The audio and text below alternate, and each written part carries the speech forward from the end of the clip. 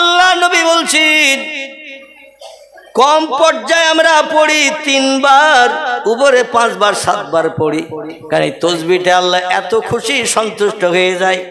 বান্দা যখন 1 থেকে 2 বার এই তসবিহ পড়ে, সুবহানা রাব্বিয়াল আলা, সুবহান শব্দের বাংলা অর্থ হলো পবিত্র, যে আল্লাহ খায় না, ঘুমায় না, পেশাব করে না, বিবি নাই, বাচ্চা নাই, দেহ দিয়ে রক্ত বার হয় না, জীবনে কোনদিন নাপাকি হন না। আল্লাহ পবিত্র না নাপাকি? আল্লাহ হলেন পবিত্র। সেই পবিত্র আল্লাহর প্রশংসা করলাম এবং তিনি সব শক্তির ঊর্ধ্বে, এটাও জবানে বললাম। আল্লাহ নবী বলছেন আল্লাহ এত খুশিতে বাগ বাগ হয়ে যায় আমার উম্মতের উপরে।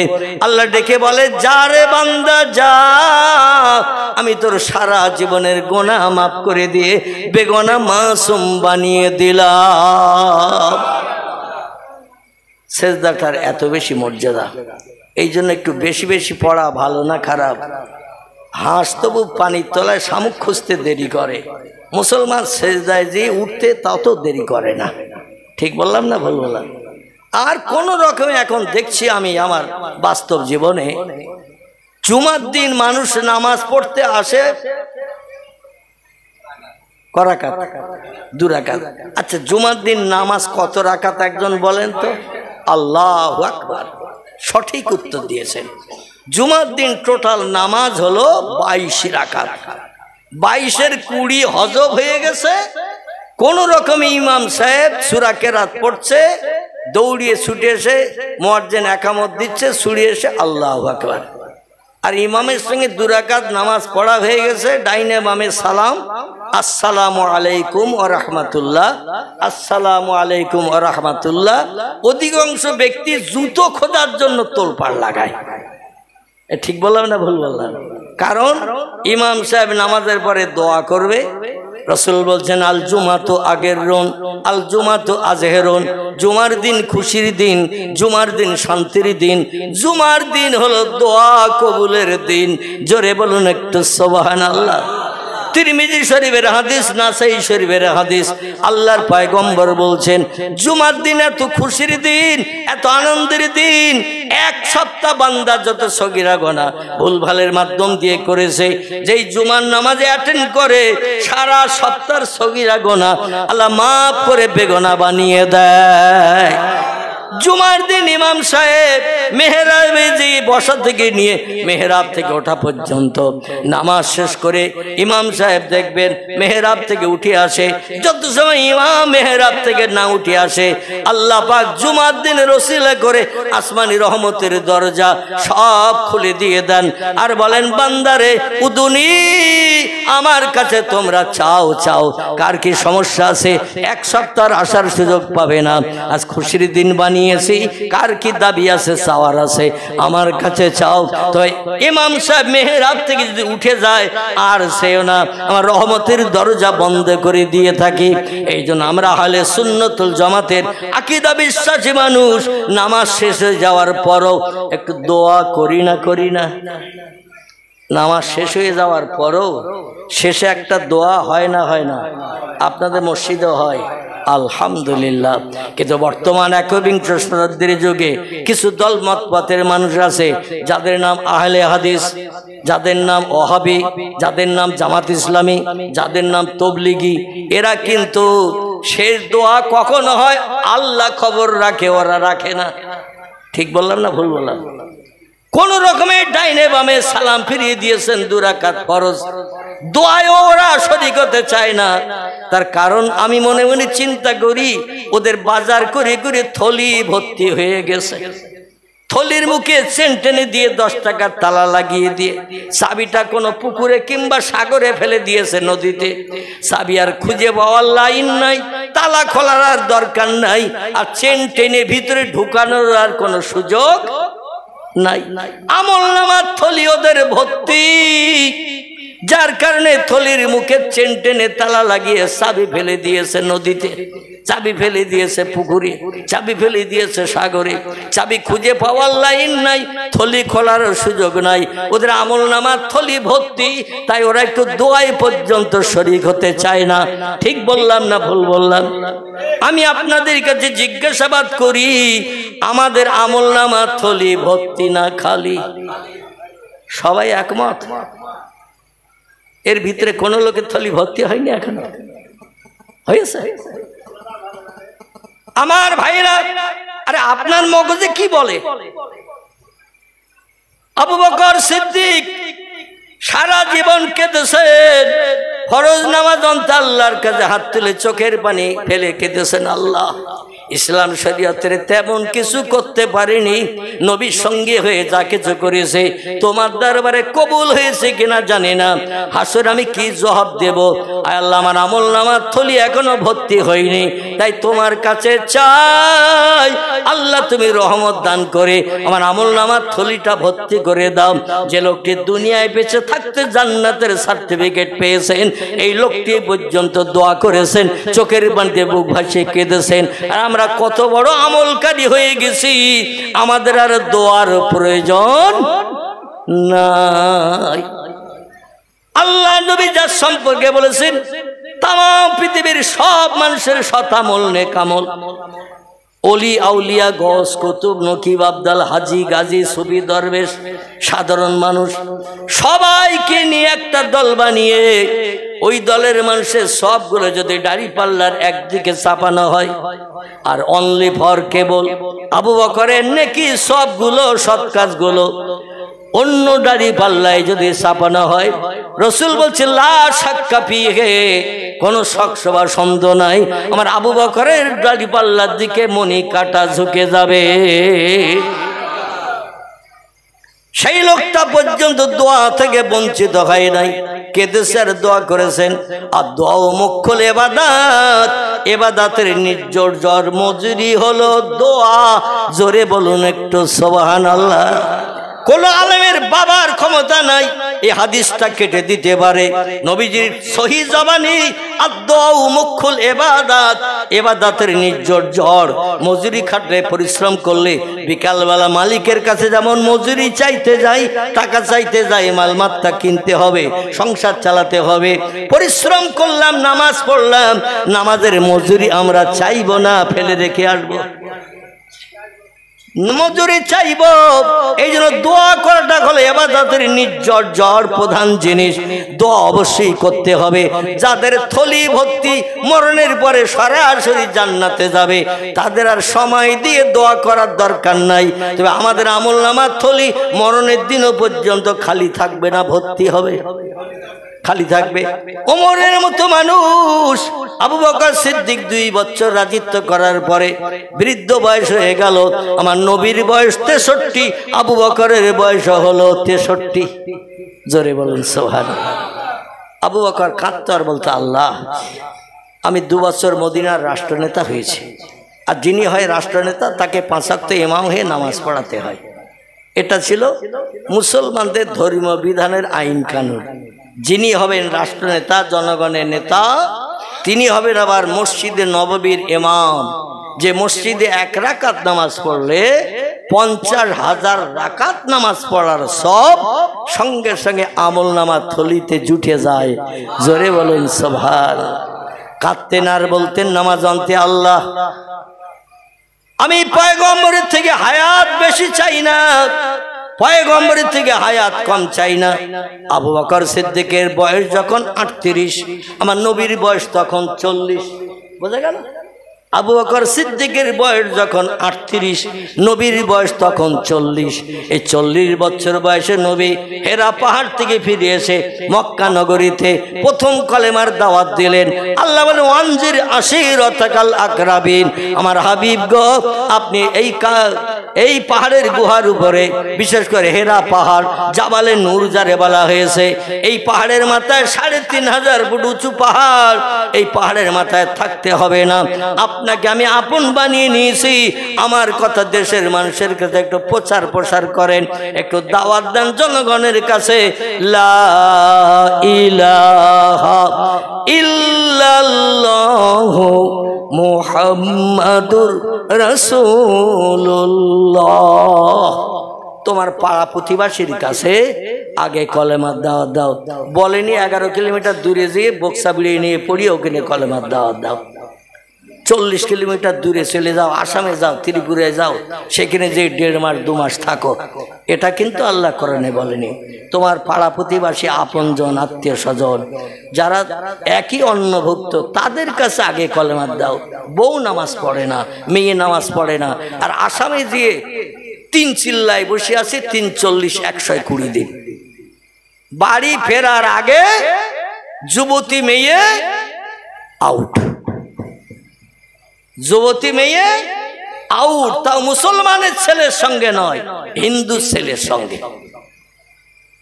যদি বলেন হুজুর কোথায়, তার একটু তথ্য দিতে হবে তো, না তো আমার পিঠে আবার কুলো বাঁধতে হবে। আমি যেখানে ইমামতি করছি 40 বছর, ক বছর বললাম? 40 বছর আল্লাহ অধমকে ইমামতি করাচ্ছেন একটা গ্রামে, হাসনাবাদ থানার কাছাকাছি। গ্রামটির নাম হলো খিদিরপুর, তার পার্শ্ববর্তী জায়গার নাম হলো তালপুকুর। কি নাম বললাম? তালপুকুর নাম শুনেছেন? এই তালপুকুরের পাশে খিদিরপুর। আমি অধম 40 বছর, 1985 সাল থেকে নিয়ে এই 2025, ক বছর হয়? 1985 থেকে নিয়ে এই 2025, কত বছর হলো? ওদিকে 15 আর এদিকে 25, 40। এই 40 বছর ইমামতি করি। লোকটার নাম আমার বলার জন্য বিড়বিড় করতেছে, ঠকে। তো নামটার বলবো না, একটা মানুষের নাম হেনস্থা করবো না।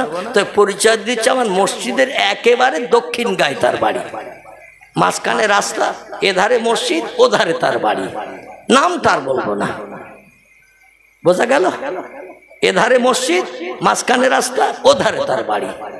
গেছেন চিল্লাই, বিবি বাচ্চা রেখে, আর কল পুঁততে এসেছে। বাইরে ছেলেরা কল, সরকারি ওই যে মোটা পাইপের কল পুঁততে এসেছে। পুঁততে এসে পানি টানি নিচে যাওয়া আসা করতে করতে এমন অ্যাকশন করেছে, কল পোতা কাজ ফেলি থুয়ে এক মুসলমানের মেয়ে নিয়ে আউট অফ মার্কেট চলে গেছে। নাউজুবিল্লাহি মিন জালিক। জোরে বলুন। এই জন্য বিবি বাচ্চা আগে সামলাতে হবে, আপনজনকে আগে দেখভাল করতে হবে, কলেমার দাওয়াত দিতে হবে, ইসলামী পরিবেশ তাদের বানাতে হবে, যাতে মুসলিম আর হিন্দু ধর্মের ভিতরে ডিভাইড আছে কিনা। ওদের ঠিকানা হলো জাহান্নাম, কোনো সন্দেহ নাই। কারণ ইন্নাল্লাযীনা কাফারু ওয়া কাযযাবু বিআয়াতিনা উলাইকা আসহাবুন নারি হুম ফিহা খালিদুন। সূরা বাকারা। জোরে বলুন সুবহানাল্লাহ। আল্লাহ বলেন, নিশ্চয়ই আমাকে যারা স্রষ্টা বলে মান্যতা দিল না, প্রভু বলে স্বীকারোক্তি দিল না, ওয়াকাযযাবু বিআয়াতিনা, আমার কোরআনের কথাকে যারা বিশ্বাস করলো না, কোরআনের কথাকে অসত্য ধারণা করলো, উলাইকা আসহাবুন নার, এরা হবে জাহান্নামের ইন্ধন, ওহুম ফিহা খালিদুন, যুগ যুগ ধরে জাহান্নামের আগুনে দগ্ধ হবে। লা ইয়ামুতু, মরণ কোনদিন জাহান্নামের আগুনে পুড়লে হবে না।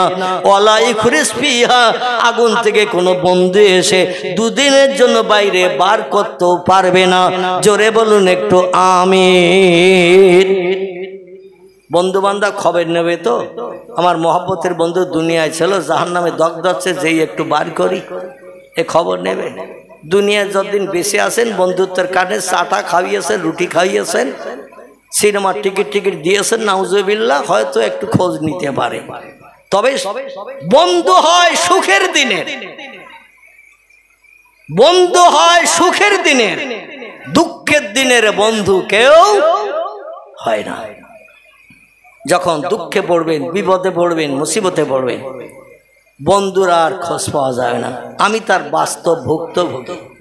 কথাটা তাদের বাস্তব সত্য, আমি অধম তার বাস্তব ভুক্তভোগী। আপনারা কম বেশি অনেকে জানেন, বিশেষ করে মোবাইল মেশিন যারা ঘাটেন তারা জানেন আমি 3 বছর অধম কঠিন রোগে আক্রান্ত ছিলাম।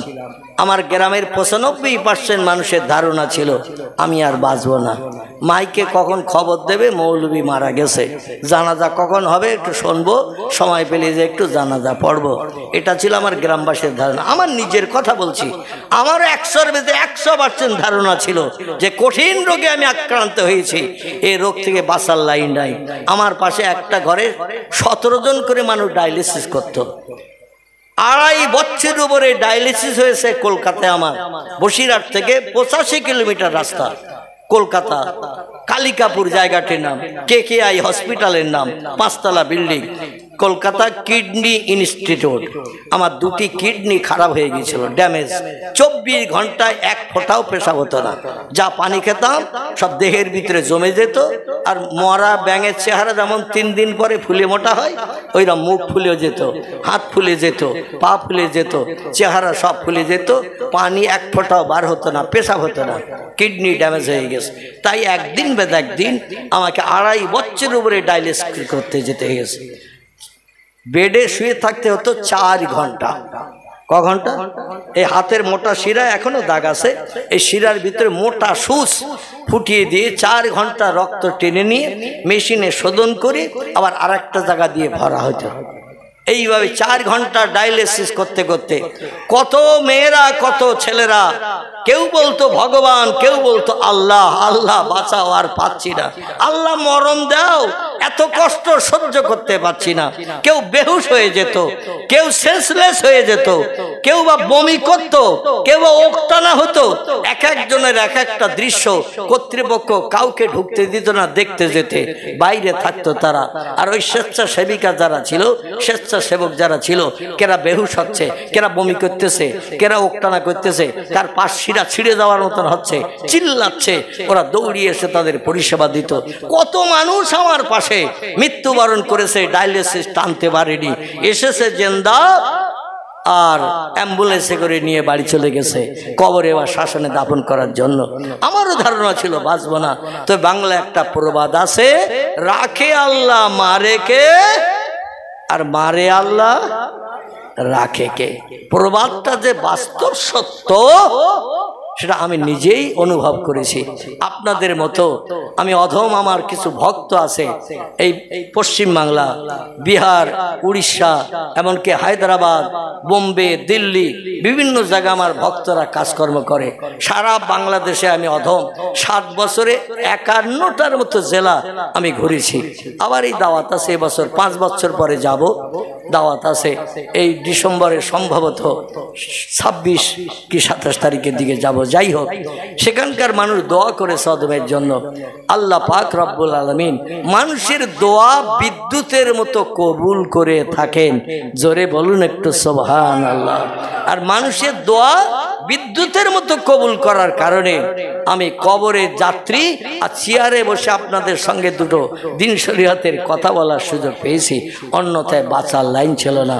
শুনে দেখবেন কিডনি রোগী যারা 1-1.5 বছরের বেশি ডায়ালিসিস করলে ওই ডায়ালিসিস হতে হতে মারা যায়, কিন্তু আমার 2.5 বছরের উপরে ডায়ালিসিস চলেছে। তারপরে গত 2024-এর 18ই জানুয়ারি আমার অপারেশনের পরও 6 মাস ঘরের ভিতরে আবদ্ধ ছিলাম। বাইরের কোনো লোকের সঙ্গে দেখা সাক্ষাতের সুযোগ ছিল না। আমার পেশাবের জায়গা আলাদা, পায়খানার জায়গা আলাদা, খাওয়ার প্লেট আলাদা, ঘটি বাটি মগ সব আলাদা। মানে কোনো আমার জিনিস কেউ ব্যবহার করতে পারবে না, কারো কোনো ব্যবহারের জিনিস আমি ব্যবহার করতে পারবো না। ডাক্তারি এমন নির্দেশ। এইভাবে মান্যতা দিয়ে চলার কারণে আল্লাহ পাক এখন চেয়ারে বসার সুযোগ দিয়েছেন। ডায়ালিসিস করতে করতে আমার ওজন হয়ে গিয়েছিল 46 কেজি। কত বললাম? 46 কেজি। এখন অদমের চেহারা দেখছেন 59 কেজির উপরে হয়ে গেছে। এখন এই যে চেহারা দেখছে 59 কেজির উপরে, কোনো সময় 59.5, কোনো সময় 59, এইরকম চলতেছে। গায়ের রং পুরো কালো হয়ে গিয়েছিল, হাড়ের সঙ্গে শুধু চামড়াটা লেগেছিল।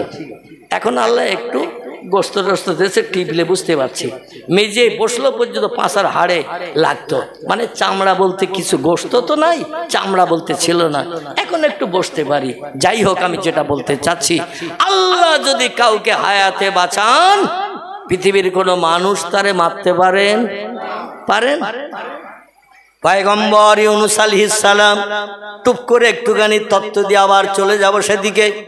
আমাদের পয়গম্বরের জীবন আদর্শের আলোচনা করছিলাম, সেদিকে নিয়ে যাব। হযরত আইয়ুব আলাইহিস সালামের নাম, ইউনূস নবীর নাম আপনারা শুনেছেন না শোনেন নাই? কোরআনে পাকের ভিতরে আল্লাহ পাক টোটাল 27 জন পয়গম্বরের নাম কোট করেছেন। পৃথিবীতে পয়গম্বর এসেছে 1 লক্ষ মোতাবেক 2,24,000-এর মতো। আবার তফসিরে কুতুব আল্লামা কুতুব রাহমাতুল্লাহ আলাইহি যার তফসিরে কিতাবের নাম তফসিরে ফি জালাল কোরআন, তার ভিতরে হুজুর লিখেছেন নির্দিষ্ট সংখ্যা বললে হয়তো ভুল হতে পারে, এইজন্য আমরা পয়গম্বরের নির্দিষ্ট সংখ্যা বলবো না, আমরা বলবো অগণিত পয়গম্বর পৃথিবীতে এসেছে। আল্লামা কুতুবের কথা, তিনি বলছেন পয়গম্বরের নির্দিষ্ট সংখ্যা বললে ভুল হতে পারে, কার 2-10টা কম বেশি হয়, কিন্তু 1,24,000 2,24,000 এটা তো অনেক ডিফারেন্স, এর ভিতরে ভুলের আশঙ্কা দেখা দিতে পারে। অগণিত পয়গম্বর বললে আর ভুল হবে না, ঠিক কিনা? এই অগণিত পয়গম্বরের ভিতর থেকে আল্লাহ পাক ছাঁটাই করে বাছাই করে মাত্র 27 জন পয়গম্বরের নাম কোরআনে কোট করেছেন এবং 25 জনের জীবনী আল্লাহ কোরআনে ভরে দিয়েছেন আমাদের আমল করে পয়গম্বর মার্কা হওয়ার জন্য। জোরে বলুন একটু সুবহানাল্লাহ, নারায়ে তাকবীর। কতজন বললাম? 25 জন পয়গম্বরের জীবনী আল্লাহ লক্ষাধিক পয়গম্বরের ভিতর থেকে ছাঁটাই করে বাছাই করে আল্লাহর পছন্দ হয়েছে যে পয়গম্বরদের নাম, তাদের জীবনী কোরআনে কম বেশি ভরে দিয়েছেন। আচ্ছা, একটা ছোট্ট প্রশ্ন করি, এই কোরআনে যে 25 জন পয়গম্বরের জীবনী লেখা, 2 জনের জীবনী নাই, শুধু নাম কোট করা হয়েছে, টোটাল 27 জন। এই পয়গম্বরদের ভিতরে কোন পয়গম্বরের জীবনী সব থেকে লম্বা কোরআনে বর্ণনা করা আছে? কোন পয়গম্বরের জীবনী সব থেকে লম্বা জীবনী বর্ণনা করা আছে? কার জীবনী? একজন ভাই বলছে মুসা। আপনারা আর কেউ নামটা বলবে? আরে ভুল হলেও তো আমি আসি অদম। আমার বাবাজি বলছেন নবীজি মুহাম্মদ রাসূলুল্লাহর জীবনী সব থেকে লম্বা বেশি ভরা হয়েছে। আর কেউ বলবেন? একটু বলেন। আমাদের ধর্মগ্রন্থ কোরআন বর্ণনা করা আছে কোরআনে পয়গম্বরদের জীবনী। আমি একটু তথ্য দেই, শোনেন, মগজ সাফ হয়ে যাক। কোরআনের ভিতরে সব থেকে লম্বা জীবনী আল্লাহ কোট করেছেন মুসা নবীর নয়, পয়গম্বর মুহাম্মদ রাসূলুল্লাহর নয়, সব থেকে লম্বা জীবনী আল্লাহ পছন্দ করে কোরআনে ভরে দিয়েছেন পয়গম্বর ইয়াকুব নবীর বেটা, নাম তার ইউসুফ পয়গম্বর, যিনি পৃথিবীতে বিশ্ব সুন্দরের খেতাব পেয়েছিলেন। জোরে বলুন একটু সুবহান। পৃথিবীতে 2 জন পুরুষ বিশ্ব সুন্দর হয়েছিলেন, বেটা ছেলেদের ভিতরে 2 জন বিশ্ব সুন্দরের খেতাব পেয়েছিলেন। কিয়ামত পর্যন্ত এদের ধারে পাশে কেউ ঘেঁষতে পারবে না। একজনের নাম পয়গম্বর ইউসুফ আলাইহিস সালাম। আল্লাহ তারে বিশ্ব সুন্দর করেছিলেন। যে কোনো যুবতী নারী ইউসুফের চেহারাটা দেখলে পাগল পারা হয়ে যেত, দুনিয়ার আর কোনো খেয়াল তার মনের ভিতরে থাকতো না।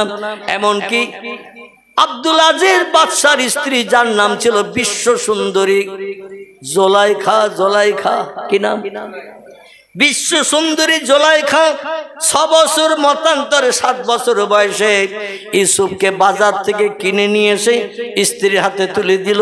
স্বামী স্ত্রী সংসার করি। ও বিবি জোলাইখা, তুমি বিশ্ব সুন্দরী আর আমি মিশরের বাদশা আজিজ, আমাদের তো সংসার জীবনে বাচ্চা টাচ্চা হলো না, তুমিও মারা যাবে আমিও মারা যাব, আমাদের নাম নিশানা কে দুনিয়ায় জারি রাখবে? এজন্য বাজারে একটা ভালো বাচ্চা কিনতে পেয়েছি, আমি অধিক চড়া দাম দিয়ে কিনে এনেছি।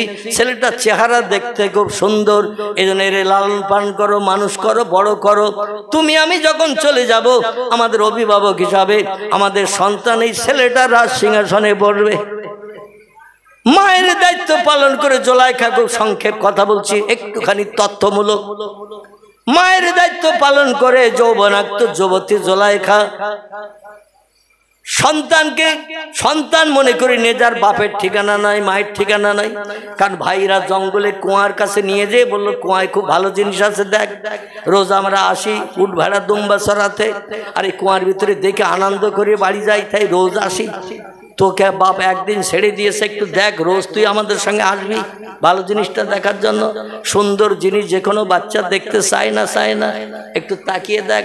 যেই ঘাড় নিচু করে কুয়ার তলায় তাকা দেখে গেছে, আর ভাইরা পিছন দিক থেকে ধাক্কা মেরে ইউসুফকে কুয়ার ভিতরে ফেলে দিয়েছে।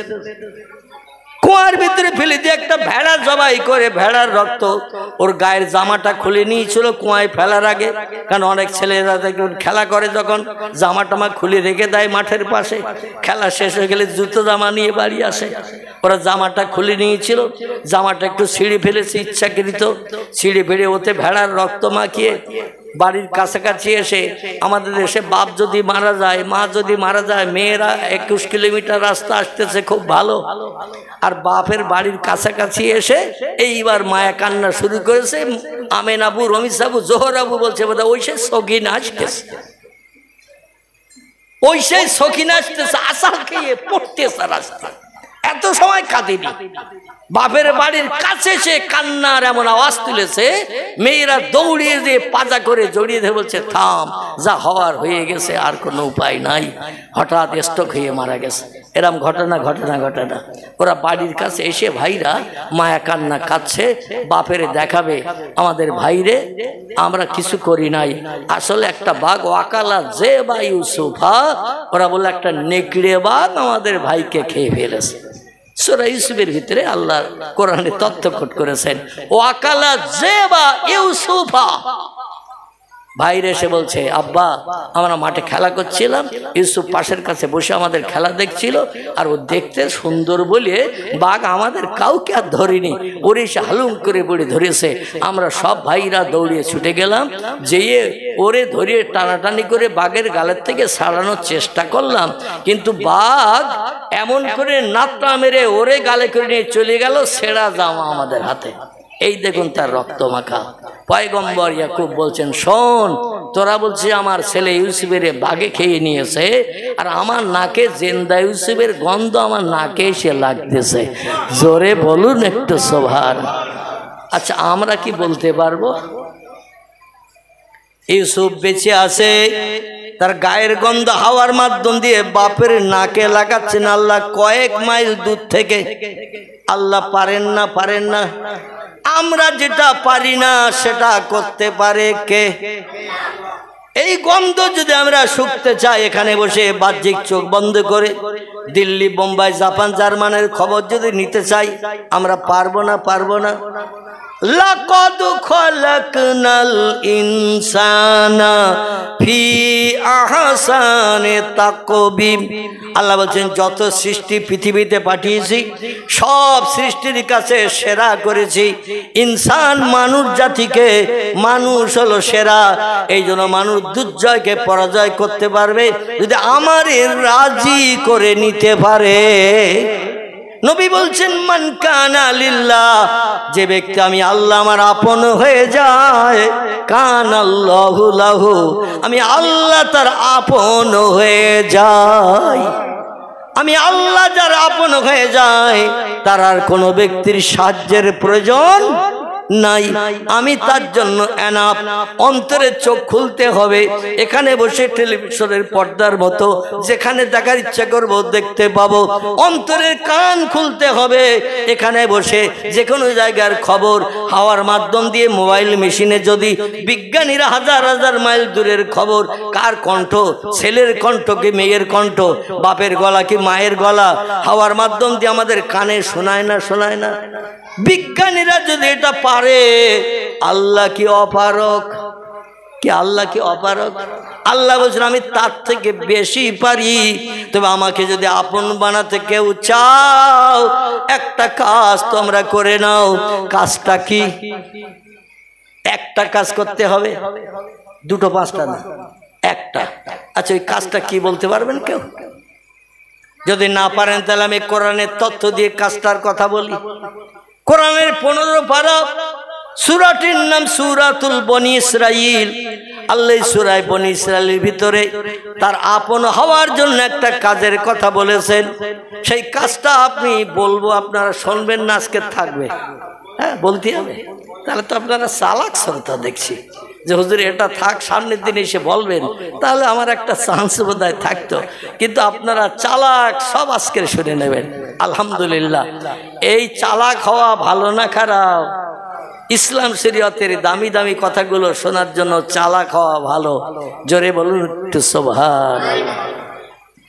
সুন্নাতা মান ক্বাদ আরসালনা ক্বাবলাকা মির রাসূলিন ওয়ালা তাজিদু লিসুন্নাতিনা তাহবিলা। আকিমিস সালাতা লিদুলুকিশ শামসি ইলা গাসাকিল লাইলি ওয়া কুরআনাল ফাজর ইন্না কুরআনাল ফাজরে কানা মাশহুদা। এবার শুনুন, ওমিনাল লাইলি ফাতাহাজ্জাদ বিহি নাফিলাতাল লাক। জোরে বলুন একটু আল্লাহু আকবার। কোরআনের 15 পারা, সূরাটির নাম সূরা বনী ইসরাঈল। আল্লাহ বলছেন ওমিনাল লাইলি ফাতাহাজ্জাদ বিহি। যদি আমাকে কেউ আপন বানাতে চাও, আমার প্রেমিক প্রেমিকা বান্দা বান্দি হতে চাও, রাবিয়া বসরি যদি হতে চাও, হাসান বসরি হতে যদি চাও, আব্দুল কাদের জিলানি যদি হতে চাও, পীর বাকি বিল্লাহ হতে চাও, নিজামুদ্দিন আউলিয়া হতে চাও, এমন করে পীর আবু বকর সিদ্দিকী যদি হতে চাও, আল্লামা রুহুল আমিনের দলের মানুষ যদি হতে চাও, তাহলে একটি কাজ করবে। রাত্র দ্বীপ্রহর অতিবাহিত হয়ে যাওয়ার পরে ফজরের আজান ধ্বনির আগ পর্যন্ত আমার যে বান্দা বান্দি ঘুমকে হারাম করতে পারবে, বিবি বাচ্চার মায়া ছেড়ে দিতে পারবে, সারা রাত গভীর রাত নিঃশব্দ নিস্তব্ধতা অবলম্বন করে সব সৃষ্টি দেহের ক্লান্তি দূর করার জন্য বিশ্রামে ঘুমিয়ে যায়, ওই সময় ঘুমটা হারাম করে যে বান্দা তাহাজ্জুদের নামাজে দাঁড়িয়েছে, আমি আল্লাহ আমার রেজামন্দির জন্য 4 রাকাত মতান্তরে 6 রাকাত, কথা বললাম 4 রাকাত মতান্তরে 6 রাকাত নামাজ যে বান্দা আমার রেজামন্দির জন্য আদায় করে, আমি আল্লাহ খুব তাড়াতাড়ি তাদের অন্তরের চোখ খুলে দেই, অন্তরের কান খুলে দেই। বান্দার সব সমস্যার সমাধানের দায়িত্ব আমি আল্লাহ আমার কুদরতি হাতে নিয়ে থাকি। নবী তাহাজ্জুদ পড়িয়েছে বলে মনে হয়? আলহামদুলিল্লাহ। বিশ্ব নবী রাতের বেলা তাহাজ্জুদের নামাজ পড়তেন, এক এক রাকাতে কোরআন খতম করতেন। আর আমরা যদি সূরা পড়ি তো অন্তত সূরায়ে দোহা, সূরায়ে কাউসার, এমন করে ছোট ছোট সূরা, ইন্না আতাইনা কাল কাউসার ফাসাল্লি লিরাব্বিকা ওয়ানহার ইন্না শানিআকা হুয়াল আবতার কুল হুয়াল্লাহু আহাদ আল্লাহুস সামাদ লাম ইয়ালিদ ওয়া লাম ইউলাদ ওয়া লাম ইয়াকুল লাহু কুফুয়ান আহাদ। এই রকম ছোট ছোট সূরাগুলো খুঁজি। রাতের বেলা ঘুম কামাই করে নামাজ পড়তে 1.5 ঘন্টা দাঁড়িয়ে থাকবো? আহারে, লা ইউকাল্লিফুল্লাহু নাফসান ইল্লা উসহা। আল্লাহ কোরআনে তথ্য কোট করেছেন, আমি বান্দার সাধ্যের অতীত কষ্ট বান্দারে দেই না। বান্দারে অতটা কষ্ট আমি দিই যতটা কষ্ট বান্দা সহ্য করতে পারে। জোরে বলুন একটু সুবহানাল্লাহ। যতটা কষ্ট বান্দা সহ্য করতে পারে ততটা কষ্ট বান্দারে দিই, দিয়ে আমি বান্দারে আমার আপন বানিয়ে থাকি। আমরা তো পারি নাই অন্তরের চোখ আলগা করতে। দাদা হুজুরের অন্তরের চোখ ছিল না? ছিল না? আল্লামা রুহুল আমিনের ছিল না? ছিল না? পীর বাকি বিল্লাহ ছিল না? ছিল না? খাজা কুতুবউদ্দিন বখতিয়ার কাকি ছিল না? ছিল না? হাসান বসরি ছিল না? ছিল না? রাবিয়া বসরির একটা মেয়ে ছেলে, তারও ছিল না? ছিল না? মেয়েরাও পর্যন্ত দুর্জয়কে পরাজয় করে পুরুষকে তলানিতে ঠেকিয়ে দিয়েছেন। জোরে বলুন একটু সুবহানাল্লাহ, নারায়ে তাকবীর। খুব সংক্ষেপ করে একটা তথ্য দেই, যদিও সময়টা এগিয়ে আসছে। হাসান বসরির প্রধান খলিফা হিসাবে একজন মেয়ে ছেলে ছিল। এনার বাড়ি ছিল বসরা নগরীতে, তাই তারে বসরি বলা হতো। হাসানও বসরা নগরীর অধিবাসী, রাবিয়াও বসরা নগরীর অধিবাসী। হাসান একদিন ডেকে বলছেন, রাবিয়া, তোমার সব আমল কালাম আমার কাছে খুব ভালো, তোমার কাজকর্ম আমার আর যত খলিফা মুরিদ আছে শুনি তোমার খুব কাজকর্ম ভালো, পর্দা প্রশিদায় চলো, ইবাদত বন্দেগী করো, ও রাবিয়া ইসলাম শরীয়তে পূর্ণ পায়বন্দি হয়ে চলো, কিন্তু তোমার একটা কাজ আমার কাছে খুব খারাপ লাগে। রাবিয়া বলছেন, মা সালাকি আইয়ুহাল উসাতিস, ও আমার ওস্তাদ হুজুর, আমার কোন কাজটা আপনার নজরে খারাপ লাগে একটু বললে আমি সংশোধন হব। জোরে বলুন একটু সুবহানাল্লাহ। আর আমাদের যদি কেউ খারাপ কাজের একটু সংশোধনের কথা বলে, সঙ্গে সঙ্গে চড়া মেজাজ করে, আমার কাজ আমি করতে, তোমার চিন্তা তুমি করো। এ বলে না, বলে না, আমার কাজ আমি করছি, তোমার চিন্তা তুমি করো। অল ইয়োর অয়েল মেশিন, তোমার সরকার তুমি তেল দাও, আমার সরকার তোমার তেল দিতে হবে না।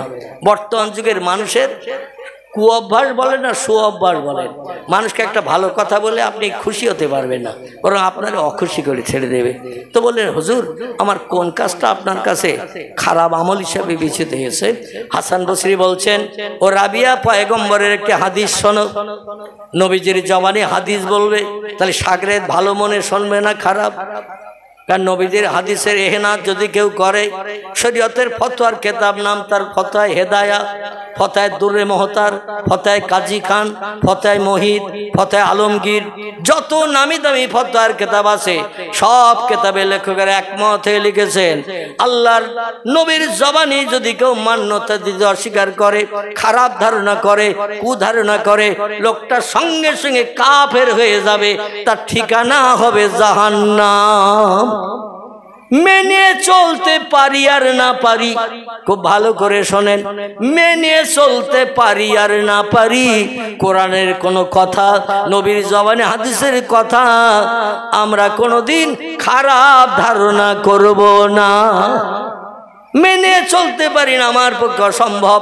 মাথায় টুপি দিয়ে বাজারে যাওয়া আমার পক্ষে অসম্ভব, মুখে দাড়ি রেখে শ্বশুর বাড়ি যাওয়া, বান্ধবীর সঙ্গে গার্ডেনে যাওয়া, দাড়ি বুকে রাখলে মাথায় টুপি দিলে বান্ধবী আমার সঙ্গে আর পিকনিক স্পটে গার্ডেনে যাবে না। যতদিনও আমার আপন ততদিন দাড়িও রাখবো না, টুপিও মাথায় দেব না, হাঁটুর নিচে লম্বা জামা গায়ে দেব না, ইংল্যান্ড আমেরিকার পোশাক প্যান্ট আর শার্ট বা গেঞ্জি পরবো। যেমন হজে আমি যেয়ে দেখেছি অনেক বিদেশি মুসলমানেরা হাফ হাতা গেঞ্জি পরেছে, পরনে শ্যান্ট, পরনে প্যান্ট, আর বড় বড় মোবাইল নিয়ে শুধু ঘুরতেছে ফটো তোলার জন্য। আচ্ছা, এদের হজ হবে তো? হাফ হাতা একটা গেঞ্জি, পরনে একটা প্যান্ট, পেশাব করতে গেলেই কুকুরের মতো দাঁড়িয়ে ছাড়তে হবে, বসার লাইন হবে না।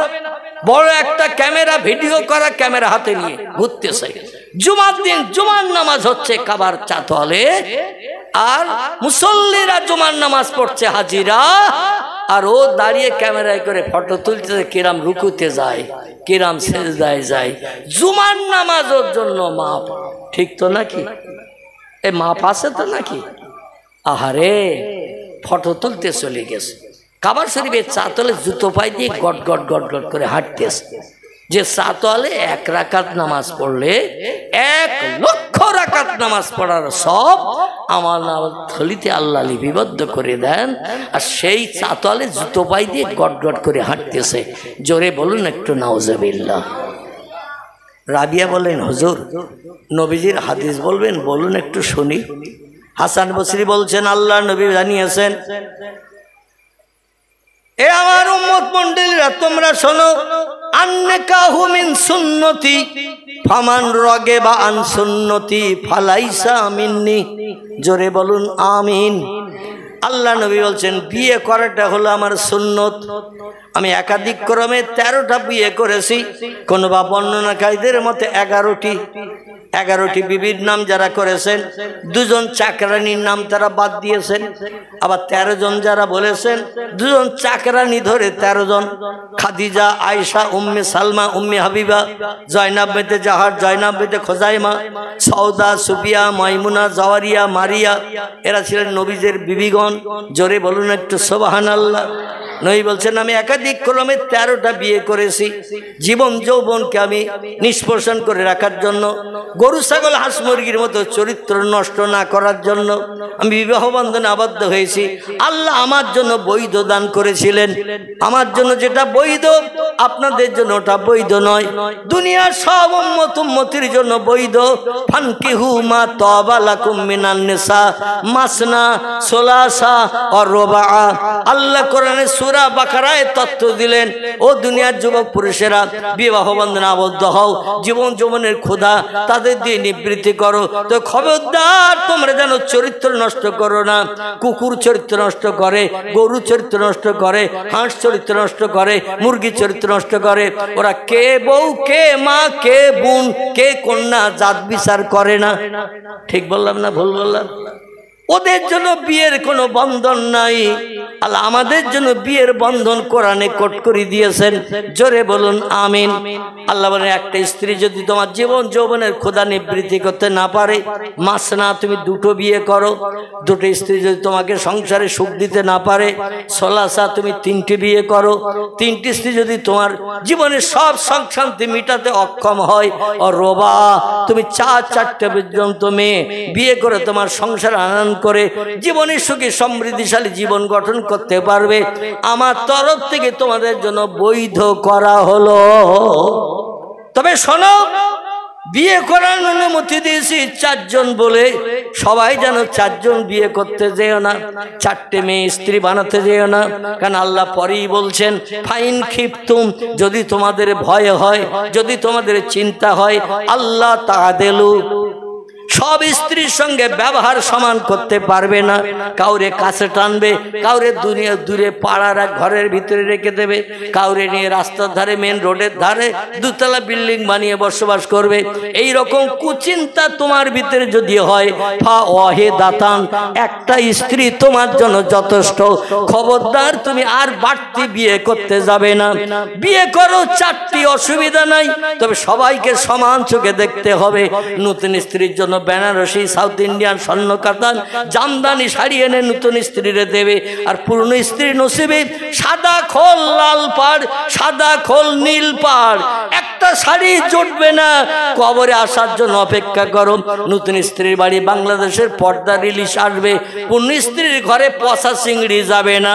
ও বান্দা অপেক্ষা করো কবরে আসার জন্য। নতুন স্ত্রীর গা গরম হয়েছে, এমবিবিএস ডাক্তার খবর পেয়েছে, চলে এসেছে ট্রিটমেন্ট করতে। আর পুরান স্ত্রী 2টো বাচ্চা, 47 বছর বয়স পুরান স্ত্রী, প্রথম বেবি, সে 6 মাস নিউমোনিয়া টাইফয়েড রোগে পড়ে আছে। একটা হেতুরের ডাক্তার কোনদিন ধরে দেখতে গেল না। এই রকম যদি হয় অপেক্ষা করো। যেমন গম পেশাই করা হয় জাতায় আটা বানানোর জন্য, যেমন গাব পেশাই করা হয় ঢেকিতে আমার ভাইরা জালে দেওয়ার জন্য, ওই রকম গাব পেশাই করে ছাড়বো, গম পেশাই করে আটা বানাবো, শুধু কবরে আসা পর্যন্ত।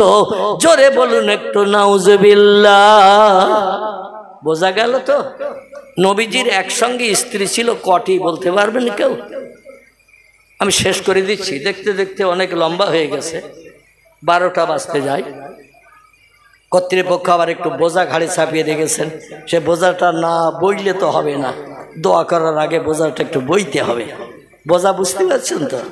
অনেকে বুঝতে পারেনি, আবার অনেকে বুঝতে পেরেছে। সে বোঝার দিকে একটু এগিয়ে যেতে হবে। এখন আমি আপনাদের কাছে জিজ্ঞাসাবাদ করছি, আমার ভাইরা, আল্লাহর পয়গম্বরের একসঙ্গে স্ত্রী ছিল কজন? আরে ভুল হলো বলবেন তো। আল্লাহু আকবার। রমজান মাস না আসলো আপনারা মলিয়াপুর মাঝের পাড়ার মানুষরাও এতেকাবে বসে রয়েছেন, জবান খুললেই এতেকাব নষ্ট হয়ে যাবে। একজন ভাই তবু 5 জন 4 জন বা 5 জন বলেছে। আচ্ছা, আর কেউ কিছু তথ্য দেবেন? একটু শুনলে খুশি হব আমি, তাই বলছি। 3 জন। আর কেউ কোনো তথ্য দেবেন? হ্যাঁ, এ বলতে 2 জন, ছোট বাচ্চা, ওর সাহস আছে। আপনারা চুপ করে বসে আছে, আর ওর সামনে বসে সাহস আছে, হুজুরের সামনে বসে ও বলছে 2 জন। ধন্য বাপের বেটা, সকলে ভয় করছে আর তোর ভয় নেই। আল্লাহু আকবার। তোর সাহস আল্লাহ দিন শরীয়তে আরো বেশি বেশি করে বাড়িয়ে দিক। সকলে বলুন আমিন। উত্তরটা এখনো কারো সঠিক হয়নি, এই জন্য সঠিক হলে আলহামদুলিল্লাহ আর বলার দরকার হতো না। সঠিক হয়নি বলি আমার বলার দরকার হচ্ছে। পয়গম্বর একসঙ্গে মক্কা নগরীতে 53 বছর বয়স পর্যন্ত হায়াতে বেঁচে ছিলেন। 53 বছর বয়স পর্যন্ত স্ত্রী ছিল একজন। কজন? মক্কা নগরীতে 53 বছর বয়স পর্যন্ত নবীজি বসবাস করেছেন মাতৃভূমিতে, স্ত্রী ছিল একজন। আর 53 বছর বয়স থেকে নিয়ে 63 বছর বয়স পর্যন্ত নবী হায়াতে বেঁচেছেন। তাহলে ক বছর হয়? 53 থেকে 63 কত? আলহামদুলিল্লাহ, তার নিয়ত ভেঙে ফেলেছেন এবার, মানে হিসেবটা খুব তাড়াতাড়ি পেয়ে গেছেন।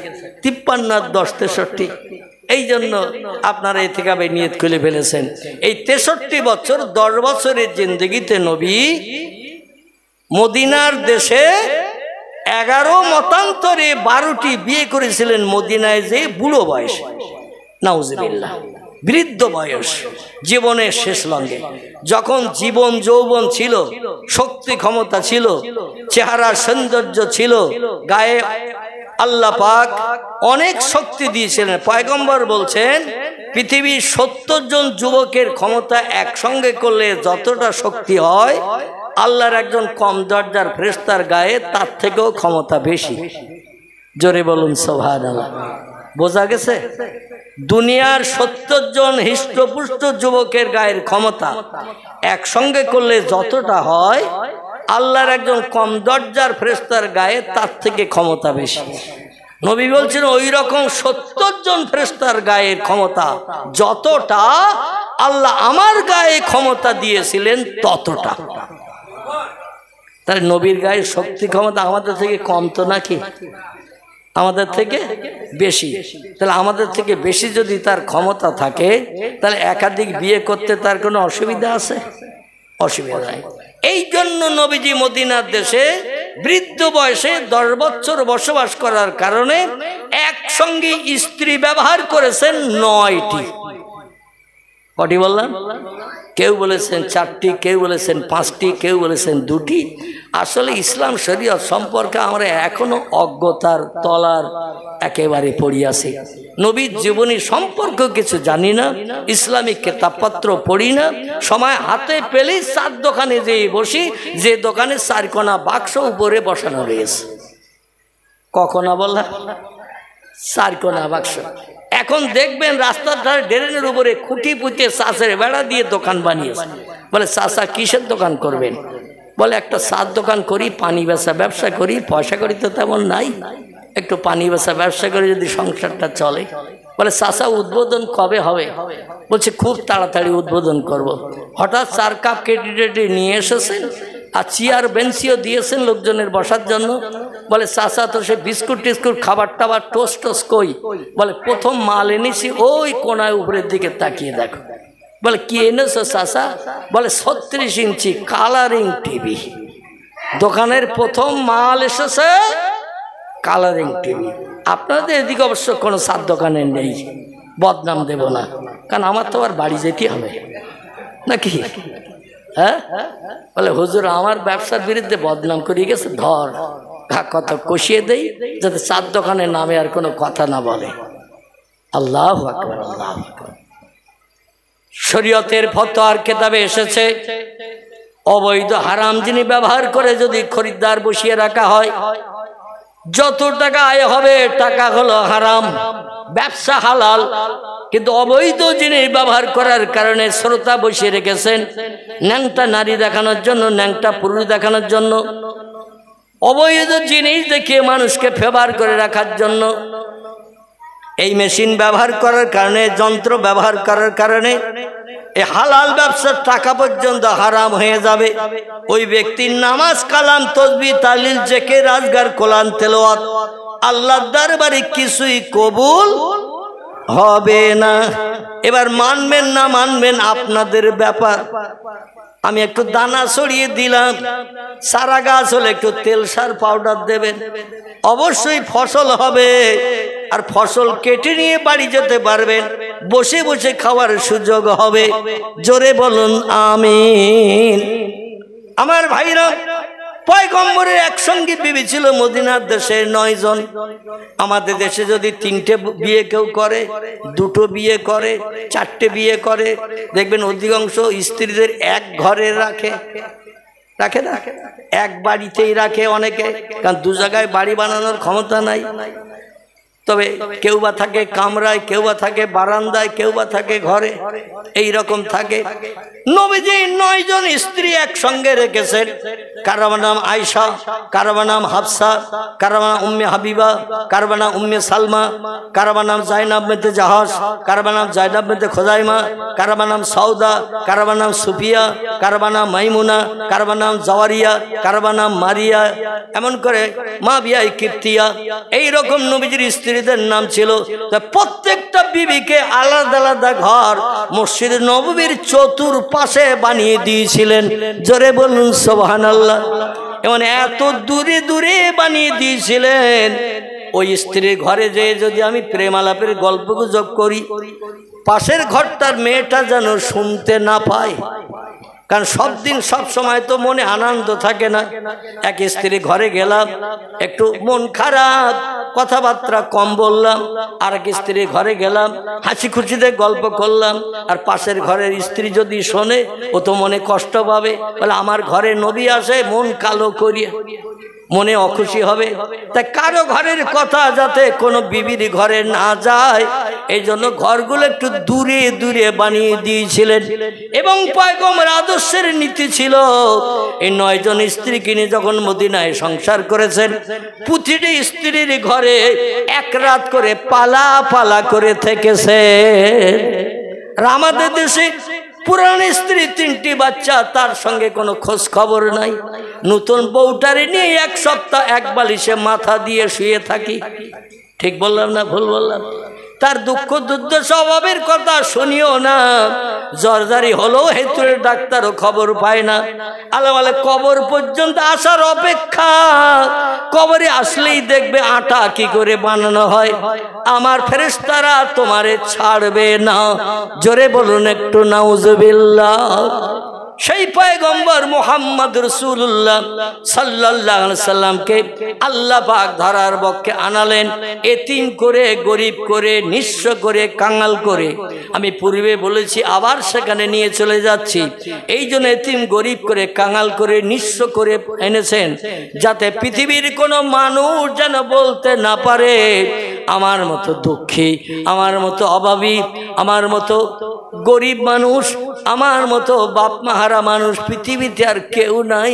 আমার দুঃখ দেখার কেউ নাই, অভাবে পাশে দাঁড়ানোর কেউ নাই, সান্ত্বনা দেওয়ার কেউ নাই। এই কথা যাতে পৃথিবীর কোনো মানুষ বলতে না পারে, আল্লাহ তাই তাকে পলে পলে এই পৃথিবীতে কষ্টের মাধ্যম দিয়ে, দুঃখের মাধ্যম দিয়ে, অভাবের মাধ্যম দিয়ে, অত্যাচার নির্যাতনের মাধ্যম দিয়ে পলে পলে মানুষ করেছেন, যিনি হলেন নিঃস্ব, কাঙাল, এতিম। আল্লাহ আবার তারে বললেন, মাইয়াহদিহিল্লাহু ফালা মুদিল্লা লাহু, আমি যারা হেদায়েত দান করি কেউ তারে গোমরা বানাতে পারে না। আর আমি যারে গোমরা করে রাখি, 1000 উপদেশের কথা বললে তাদের কানে ঝেঁকবে না। কারণ খতামাল্লাহু আলা কুলুবিহিম, যাদের অন্তরে মোহর আমি মেরে দিয়েছি, ওরা 1000 উপদেশের কথা শুনলেও সেটার মান্যতা দেবে না। তার কারণ বিশ্ব নবী মুহাম্মদ রাসূলুল্লাহর মতো বড় আলেম, বড় হাফেজ, বড় কারি, বড় ওয়াইজিন পৃথিবীতে আর কজন ছিল একটু নাম বলেন? নবীর মতো বড় ওয়াইজিন, বড় বক্তা, বড় ওয়াজকারী পৃথিবীতে আর কজন ছিল বলেন?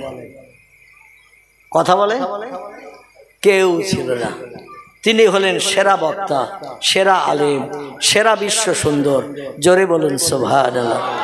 ইউসুফ ছিলেন বিশ্ব সুন্দর, আমাদের নবীজি ছিলেন আরেকজন বিশ্ব সুন্দর।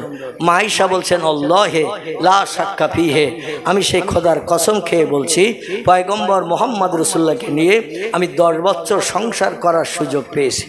ক বছর? 7 বছর বয়সে মা আয়েশার সঙ্গে নবীজির বিয়ে হয়েছে। নবীর বয়স তখন কম করে হলেও 54 বছর নবীর বয়স। কত বললাম? 54 বছর নবীজির বয়স। হিজরত করে মদিনায় যাওয়ার পর আবু বকরের অনুরোধ কবুল করে আয়েশারে নবীজি বিয়ে করেছিলেন। নবীর বয়স তখন 54, স্ত্রীর বয়স তখন 7। আচ্ছা, আমাদের দেশের কাউরে যদি বলা হয় তোমার 7 বছরের মেয়েটা দেখতে খুব সুন্দরী, ভালো নায়িকা মার্কা, আমার বয়স এখন 53-54 বছর, আমার সঙ্গে বিয়ে দেবে, আচ্ছা কোন চাচা রাজি হবে একটু বলেন? কি বলবে? কগেলাস খেয়ে এসেছো তাই বলো। বলবে না? বলবে না? কগেলাস খেয়ে এসেছো তাই বলো। মেয়ের বয়স 7, এখনো সাবালিকা হয়নি, আর তুমি 54 বছরের বুড়ো, তুমি আর মেয়ে খুঁজে পাওনি, আমার 7 বছরের মেয়ে বিয়ে করবে, ওরে প্রাণে মেরে দেবে তুমি? কোন বাপ রাজি হবে? আবু বকর বললেন, ইয়া রাসূলুল্লাহ, আপনি মসজিদে নববীতে যখন নামাজ পড়তে আসেন, আপনার মাথার চুলগুলো উড়ুক্কো খুড়ুক্কো, জামা কাপড়গুলো দেখি নোংরা, অনেক জায়গায় কাপড়ে ছেঁড়া আছে, সেলাই করে দেওয়ারও কেউ নাই, কারণ আপনি আপনার বিবি খাদিজারে মক্কায় কবরস্থ করে চলে এসেছেন। খাদিজা মরার পরও 3 বছর মক্কায় ছিলেন, বিয়ে করেননি। আল্লাহ হুকুম করেছেন হিজরত করে চলে এসেছেন মদিনায়। মদিনা আপনার রান্না করার কেউ নেই, জামা কাপড় পরিষ্কার করার কেউ নেই, মাথার চুলগুলো গোসলের পর একটু চিরুনি দিয়ে পরিপাট করে দেবে এরকম কেউ নেই। গরমের সময় একটু পাকার হাওয়া দেবে, তাল পাতার পাখা। আচ্ছা, ইলেকট্রিক লাইন ছিল তো তখন? 1500 বছর আগে এয়ার কুলার ছিল তো? এসি কিচ্ছু ছিল না।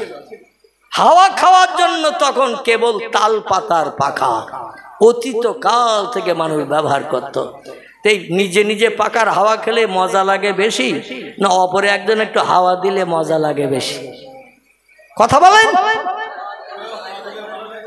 অপরে যদি হাওয়া দেয় আপনার গায়ে, দেখবেন যতটা মজা লাগবে, নিজে নিজে পাকা টানলে তার 10 গুণের 1 গুণও লাগবে না। ঠিক না ভুল? এই জন্য পয়গম্বরের গায়ে একটু হাওয়া দিয়ে দেবেন গরমকাল। আমার ভাই বলছিলেন, আমাদের দেশে মানে যে বাড়িতে টিফিন করলাম, ও বাড়িওয়ালা ভাইয়ের নাম কি? টিফিন করলাম এই মসজিদ থেকে একটু সামনে, যে বাম হাতে বাড়ি, আফতার ভাইয়ের বাড়িতে। তো উনি বলছিলেন, আমাদের দেশে ঋতুকাল বছরে 6টা, গ্রীষ্ম, বর্ষা, শরৎ, হেমন্ত, শীত আর বসন্ত। এই 6টা ঋতুতে 12 মাস 1 বছর পেরিয়ে যায়, ঠিক তো নাকি? গ্রীষ্মকাল গরম, বর্ষাকাল আবার কাদা কেসর পানি, ঠিক কি না? আবার শীতকালে কম্বলের খোঁজ হয়, হয় কি না? এক একটা ঋতুতে এক এক রকম পরিবেশ। কিন্তু সৌদি আরবের দেশে হুজুর ঋতু কটা আমরা তো কাগজপত্রতে দেখি না। আমরা সৌদি আরবে টোটাল বছরে ঋতু 2টো। কটা? 2টো ঋতু, একটা হলো শীত, একটা হলো গরম। বলে বর্ষাকালটাল নাই?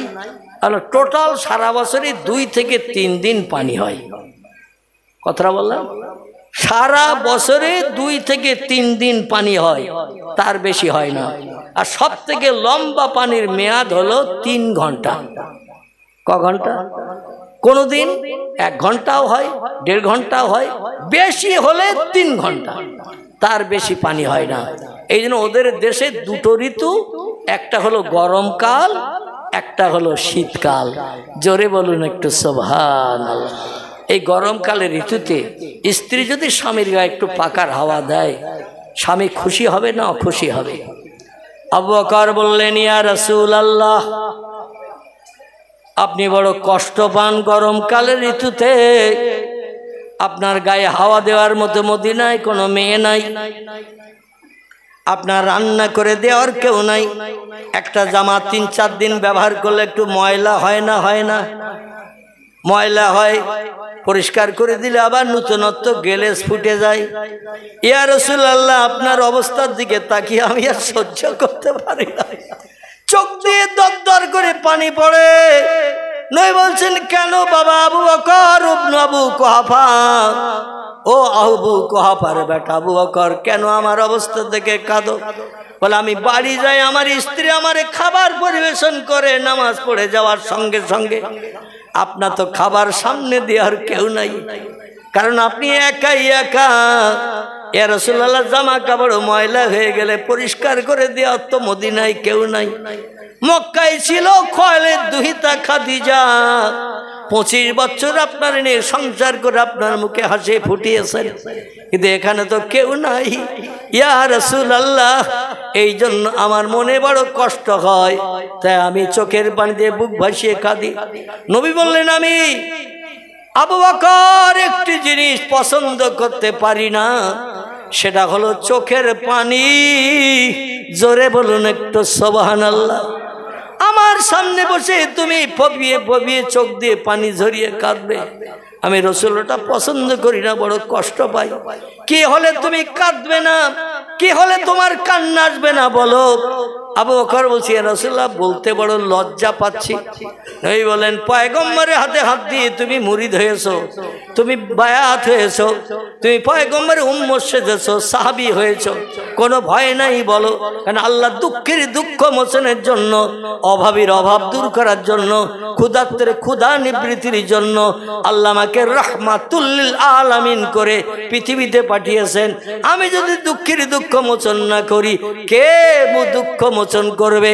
এজন্য নিশ্চিন্ত মনে তুমি বলো কি হয়েছে। আবু বকর বলেন, ইয়া রাসূলুল্লাহ, আপনার খাবার যাতে রান্না করে আপনার সামনে জোহরের নামাজের পরে পরিবেশন করতে পারে কেউ, মাথার চুলগুলো চিরুনি দিয়ে গোসলের পর আঁচড়ে দিতে পারে কেউ, জামা কাপড়গুলো পরিষ্কার করে দিতে পারে কেউ, রাতের গভীরে গরমকালে একটু পাকার হাওয়া দিয়ে আপনার ঘুম পাড়িয়ে দিতে পারে কেউ। এই জন্য আমার তো তেমন কোনো কেউ নাই। আমার 7 বছরের একটা বাচ্চা মেয়ে আছে, নাম তার হযরতে আয়েশা। ইয়া রাসূলুল্লাহ, বেয়াদবি নেবেন না, আপনি যদি মতামত দেন আমার কোন আয়েশারে আমি আপনার হাতে তুলে দিতে চাই। জোরে বলুন একটু সুবহানাল্লাহ, নারায়ে তাকবীর। আমরা নবীর উম্মত, নবী যদি এখন হায়াতে বেঁচে থাকতেন, আমরা কি এরকম দায়িত্ব পালন করতে কেউ উদ্যত হতাম? বরং 54 বছরের চাচা মেয়ের বিয়ের প্রস্তাবের কথা বললে ঘর থেকে লাঠি টাঠি বার করে আনতাম কিনা, পাগল হওয়ার স্বাদ মিটিয়ে দেব। উনি বললেন, ইয়া রাসূলুল্লাহ, আমার মেয়েটার আপনি স্ত্রী হিসেবে একটু কবুল করলে আমি বড় খুশি হই। নবী বললেন, আবু বকর, তুমি যাতে খুশি, আল্লাহ তাতে খুশি, আমি মুহাম্মাদুর রাসূলুল্লাহ তাতে খুশি। আমার বিয়ে করার ইচ্ছার নাই। আমি খাদিজারে মক্কা নগরীতে জান্নাতুল মুআল্লায় যখন কবরস্থ করেছিলাম, কবরস্থ করার পরে খাদিজার মাথার পাশে দাঁড়িয়ে বলেছিলাম, খাদিজা, আমার জীবনের সুখের দিনের সঙ্গে তুমি, দুঃখের দিনের সঙ্গে তুমি, অভাবের দিনের সবই সঙ্গে তুমি। খাদিজা, তোমার অর্থ যদি ইসলামের দাওয়াতে মক্কায় দান না করতে, আমি রাসূল মক্কায় কলেমার প্রচার প্রসার করতে পারতাম না। এবং আমি কলেমার দাওয়াত দিয়ে ঘরে যত সময় না ফিরি, রাত্র 3য় প্রহর হয়ে যাওয়ার পরও গভীর রাতে যখন বাড়ি ফিরেছি, আমি দেখেছি তুমি দরজায় পিঠ লাগিয়ে দাঁড়িয়ে আসো। আমি একবার আস্তে আস্তে খাদিজা বলে ডেকেছি, জোরে বললে আমার ঘরের পাশে চা আবু জেহেল শুনতে পেলি, বলে এই রাত্রি কোথায় গিয়েছিলি বল? কলেমার দাওয়াত বন্ধ। এই জন্য আমি প্রকাশ্য কলেমার দাওয়াত দিতে পারি না। তা চিন্তা নিয়ে রাতের বেলা গোপনে গোপনে যেতাম। মক্কার ওই বালিওয়ালা রাস্তায় পা পেতেও হাঁটতাম না, কারণ পায়ের দাগের সাপ দেখে ওরা ধরে ফেলবে।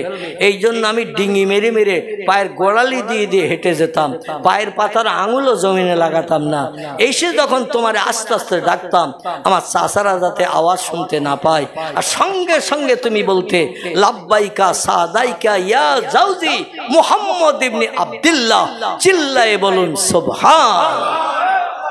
রাসূল আর ডাকতে হবে না, আমি দরজায় পিঠ লাগিয়ে দাঁড়িয়ে আছি। রাসূল বলছেন, খাদিজা, তোমার কি রাতে ঘুম লাগে না? তোমার কি ঘুম লাগে না? দুনিয়ার সব সৃষ্টি রাতের গভীরে দ্বীপ্রহর হয়ে গেলে দেহে ক্লান্তি দূর করার জন্য বিশ্রাম নেয়, ঘুমিয়ে যায়। তোমার কি ঘুম লাগে না? খাদিজা বলে, ইয়া রাসূলুল্লাহ, সব মানুষ যেমন আমি খাদিজাও তেমন। অবশ্যই আমার চোখে ঘুম আসে। দিনের বেলা সংসারে কাজকর্ম করতে যে, জমজম কূপ থেকে পানি আনতে যে, ঝাড়ঝুড় দিতে, পরিষ্কার পরিচ্ছন্ন করতে, মানুষ মেয়েরা বিশেষ করে ক্লান্তা হয়ে যায়। আর রাত যখন বেড়ে যায়, এমনি এমনি চোখ মুদি আসে। আল্লাহর পয়গম্বর, আমি দরজায় এই জন্য দাঁড়িয়ে থাকি যাতে একবারের জায়গায় দুবার আপনার ডাকতে না হয়। ইয়া রাসূলুল্লাহ, তাই দরজায় পিঠ লাগিয়ে দাঁড়াই। যেই ঘুম ঢোড়ো ভাব লাগে, তন্দ্রার ভাব লাগে, আমি চোখে তখন জয়তুনের তেল লাগাই। কি লাগাই? ইংরেজিতে যার নাম হলো অলিভ অয়েল। কি নাম বললাম? Olive oil. এরে বলা হয় জয়তুন, অত্তিনে ওয়াজ্জাইতুন, আছে না? আল্লাহ পাক জয়তুনের কসম খেয়েছেন, এই জয়তুনের তেল বাঁধবে না, হাঁটুতে ব্যথা উঠতে পারেন না, জয়তুনের তেল লাগালে তাড়াতাড়ি ব্যথা দূর হয়, জয়তুনের ডাল দিয়ে দাঁত মাজলে দাঁতে আর রোগ বেমারি আসে না, দাঁতের ক্ষয় হয় না। জয়তুনের অনেক কাজ আছে, পয়গম্বর মুহাম্মদ রাসূলুল্লাহ জানিয়েছেন। খাদিজা বলে, ইয়া রাসূলুল্লাহ, ঘুম ঢুল ভাব লাগে, আপনি ঘরে ফেরেন না বলে জয়তুনের তেল আমার চোখের ভিতরে দিই, আর রি রি করে চোখ জ্বলে ওঠে, ঘুমটা ছাড়িয়ে যায়, যাতে আমার পয়গম্বর স্বামী দরজায় এসে কষ্ট করে একবারের জায়গায় দুবার যেন ডাকতে না হয়। আর আমাদের মেয়েরা রাত 12টার পরে একটায় যদি বাড়ি এসে দরজায় ঘা দেন, ও বলে বারান্দায় থাকো, শীতকালে এখন আর কম্বল ছাড়া যাবে না। এখানকার মেয়েরা অবশ্য বলে টলে না, আমাদের বসিরহাটের দিককার মেয়েদের কথা বলছি। শীতকাল, মাঘ মাসে শীত, কম্বলের ভিতরে ঢুকেছি, কম্বল গরম হয়ে গেছে, আর তুমি একটার সময় এসেছো বাড়ি, উঠে দিয়ে দরজা খুলতে হবে, বারান্দায় ওখানে পড়ে থাকো, সকালে খবর হবে, খবর সকালে হবে। মাঝে মধ্যে দরজার শিকল নাড়া দিয়ে দিয়ে ঘুম ভাঙে না। আচ্ছা, জেগে যদি কেউ ঘুমায়, এদের ঘুম কি ভাঙানো যায়? জেগে ঘুমালে দরজায় লাথি মেরে মেরে দরজাও মাঝে মাঝে স্বামীর ভাঙতে হয়। তবে মলিয়াপুরের মাঝের পাড়ার মারা ভালো, এরা জয়তুনের তেল না পেলেও অন্তত অম্লতাঞ্জন দেয়, চাঁদমার্কা মলম দেয়। এ যদি চোখে দেয়, রিরি করবে না, করবে না, এই করবে না, করবে না, ঘুম ছুটে যাবে না, যাবে না। এখানকার মারা ভালো, জয়তুনের তেল না পেলেও অম্লতাঞ্জন মলম চোখের ভিতরে দেয়, ঘুম যাতে ছুটে পালিয়ে যায়। এই খাদিজাতুল কুবরা যতদিন হায়াতে বেঁচে ছিলেন, নবীজি আর দ্বিতীয় বিবাহ করেননি। জোরে বলুন সুবহানাল্লাহ। আর কবরের পাশে দাঁড়িয়ে বললেন, খাদিজা, তোমার কবরের ধারে দাফন করে দিয়ে আমি ওয়াদা করে যাচ্ছি, জীবনে কোনো মেয়েকে আমার সংসারে সুখ ভোগের জন্য আমি আমার কাছে আর নিয়ে আসবো না, আমার কাছে আমি আর নিয়ে আসবো না। আজকের পণ করে গেলাম, যতদিন বাঁচবার দ্বিতীয় বিয়ে করব না, এই পণ করেছিলেন নবীজি। কিন্তু আবু বকর সিদ্দিকের মর্যাদা সম্মান রক্ষা করতে যে, তার দাম দিতে যে, রসুল বলেন, আজকের পণ ভাঙতে বাধ্য হলাম তোমার চোখের পানি মোচনের জন্য। জোরে বলুন সুবহানাল্লাহ। এই আয়েশার সঙ্গে পয়গম্বর মুহাম্মদ রাসূলুল্লাহর বিয়ে হয়েছে যখন, আয়েশার বয়স 7 বছর, নবীজির বয়স তখন 54 বছরের উপরে। মাইশাতুল হুমায়রা বিশ্ব নবীকে নিয়ে কম বেশি কেউ বলেছেন 9 বছর, কেউ বলেছেন 10 বছর সংসার করার সুযোগ পেয়েছিলেন। মাইশার বয়স যখন 17, কত বললাম? মায়েশার বয়স যখন 17, পূর্ণ যৌবন একটা যুবতী হয়েছেন যখন, নবীজি তখন বিদায় নিয়ে আয়েশারে ফাঁকি দিয়ে চলে গেলেন সুদূর মদিনাতুল মুনাওয়ারায়। সবুজ গম্বুজের নিচে পয়গম্বরকে দাফন করা হলো। সকলে পড়ুন, ইন্না লিল্লাহি ওয়া ইন্না ইলাইহি রাজিউন। আমার ভাইরা, এই পয়গম্বর মুহাম্মদ রাসূলুল্লাহর জন্মদিন উপলক্ষ করে আবুল আহাবের মতো একজন খোদাদ্রোহী কট্টর বেঈমান, সারা জীবনে যে কলেমা পড়েনি, ইসলামের সম্পর্কে কোনো সাধুবাদ দেয়নি, ইসলামের কথা ওর চক্ষুশুল হতো, এই লোকটা সারা জীবন ইসলামের সঙ্গে শত্রুতা করেছে। কিন্তু পয়গম্বর মুহাম্মদ রাসূলুল্লাহর জন্মদিন মানে জন্মগ্রহণের কারণে ভোরবেলা ওনার বাড়ির দাসী চাকরানি ঝি, যাকে ও কাজের বাজার থেকে 100 দিরহাম দিয়ে কিনে এনেছিল বাড়ির কাজের জন্য, বিশেষ ওনার স্ত্রীর নাম ছিল উম্মে জামিলা। সূরা লাহাবের ভিতরে বর্ণনা করা হয়েছে। আমি খুব সংক্ষেপ করে তথ্যটা দিয়ে বক্তব্য শেষ করব। আমার ভাইরা, কাজের মেয়ে সে যুগে বাজারে বিক্রি হতো। এখন যেমন বাজারে গরু ছাগল হাঁস মুরগি বিক্রি হয়, হয়তো না হয় না, গরু ছাগল হাঁস মুরগি যখন বাজারে বিক্রি হয়, এখান থেকে 1450 বছর আগে বাজারে মানুষও বিক্রি হতো। মেয়েও বিক্রি হতো, ছেলেও বিক্রি হতো। বেলাল হাবশিকে কিনেছিল উমাইয়া বিন খালফ। ইতিহাস সাক্ষ্য দেয় এই সবিয়া নামনি মেয়েটাকে ওকাজের বাজার থেকে কিনে এনেছিল এই আবু লাহাব। 100 দিরহামের বিনিময় কিনে এনে স্ত্রীর হাতে তুলে দিল, উম্মে জামিলা তোমার আর খাটতে হবে না, কাজকর্ম করতে হবে না, তুমি শুধু আঙুল ঘুরাবে, যখন যেটা বলবে কাজের মেয়েটা সেটা করে দেবে, আমাদের বাড়িতে খাবে আর আমাদের হুকুম শুনে কাজ করবে। আচ্ছা, কাজ করতে গেলে ভুল হয় না? হয় না?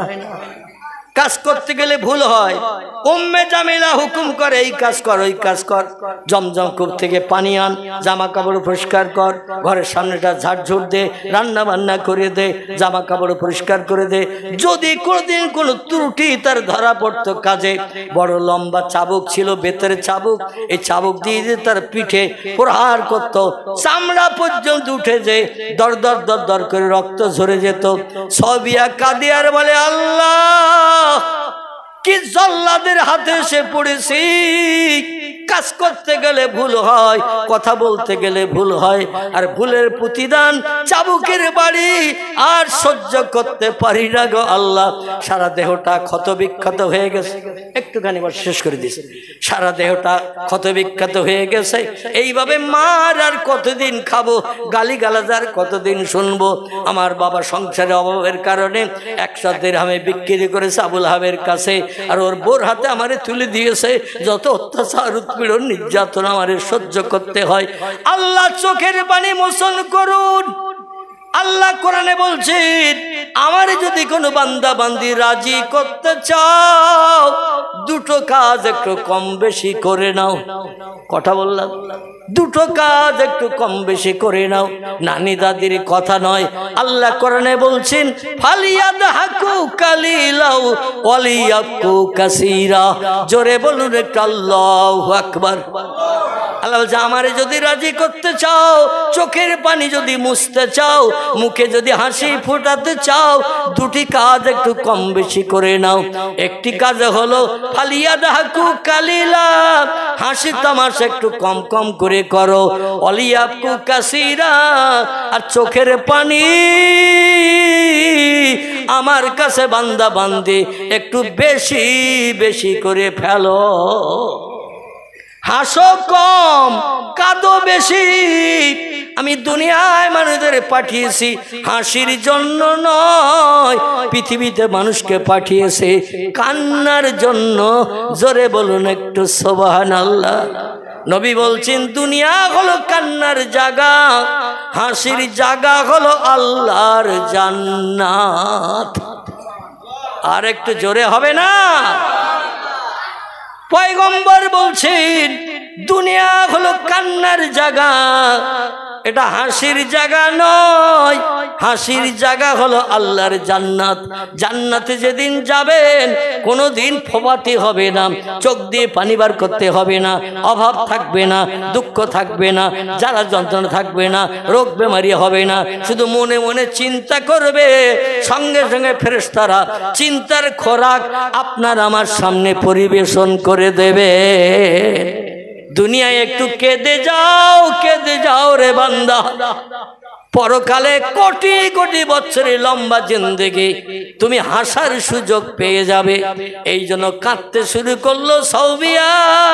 আল্লাহ বলেন, ফাসবরুন জামিলুন, ধৈর্য ধর, অপেক্ষা কর, আমি 3টি নারীর চোখের পানি একদিনে মোচন করে দেব।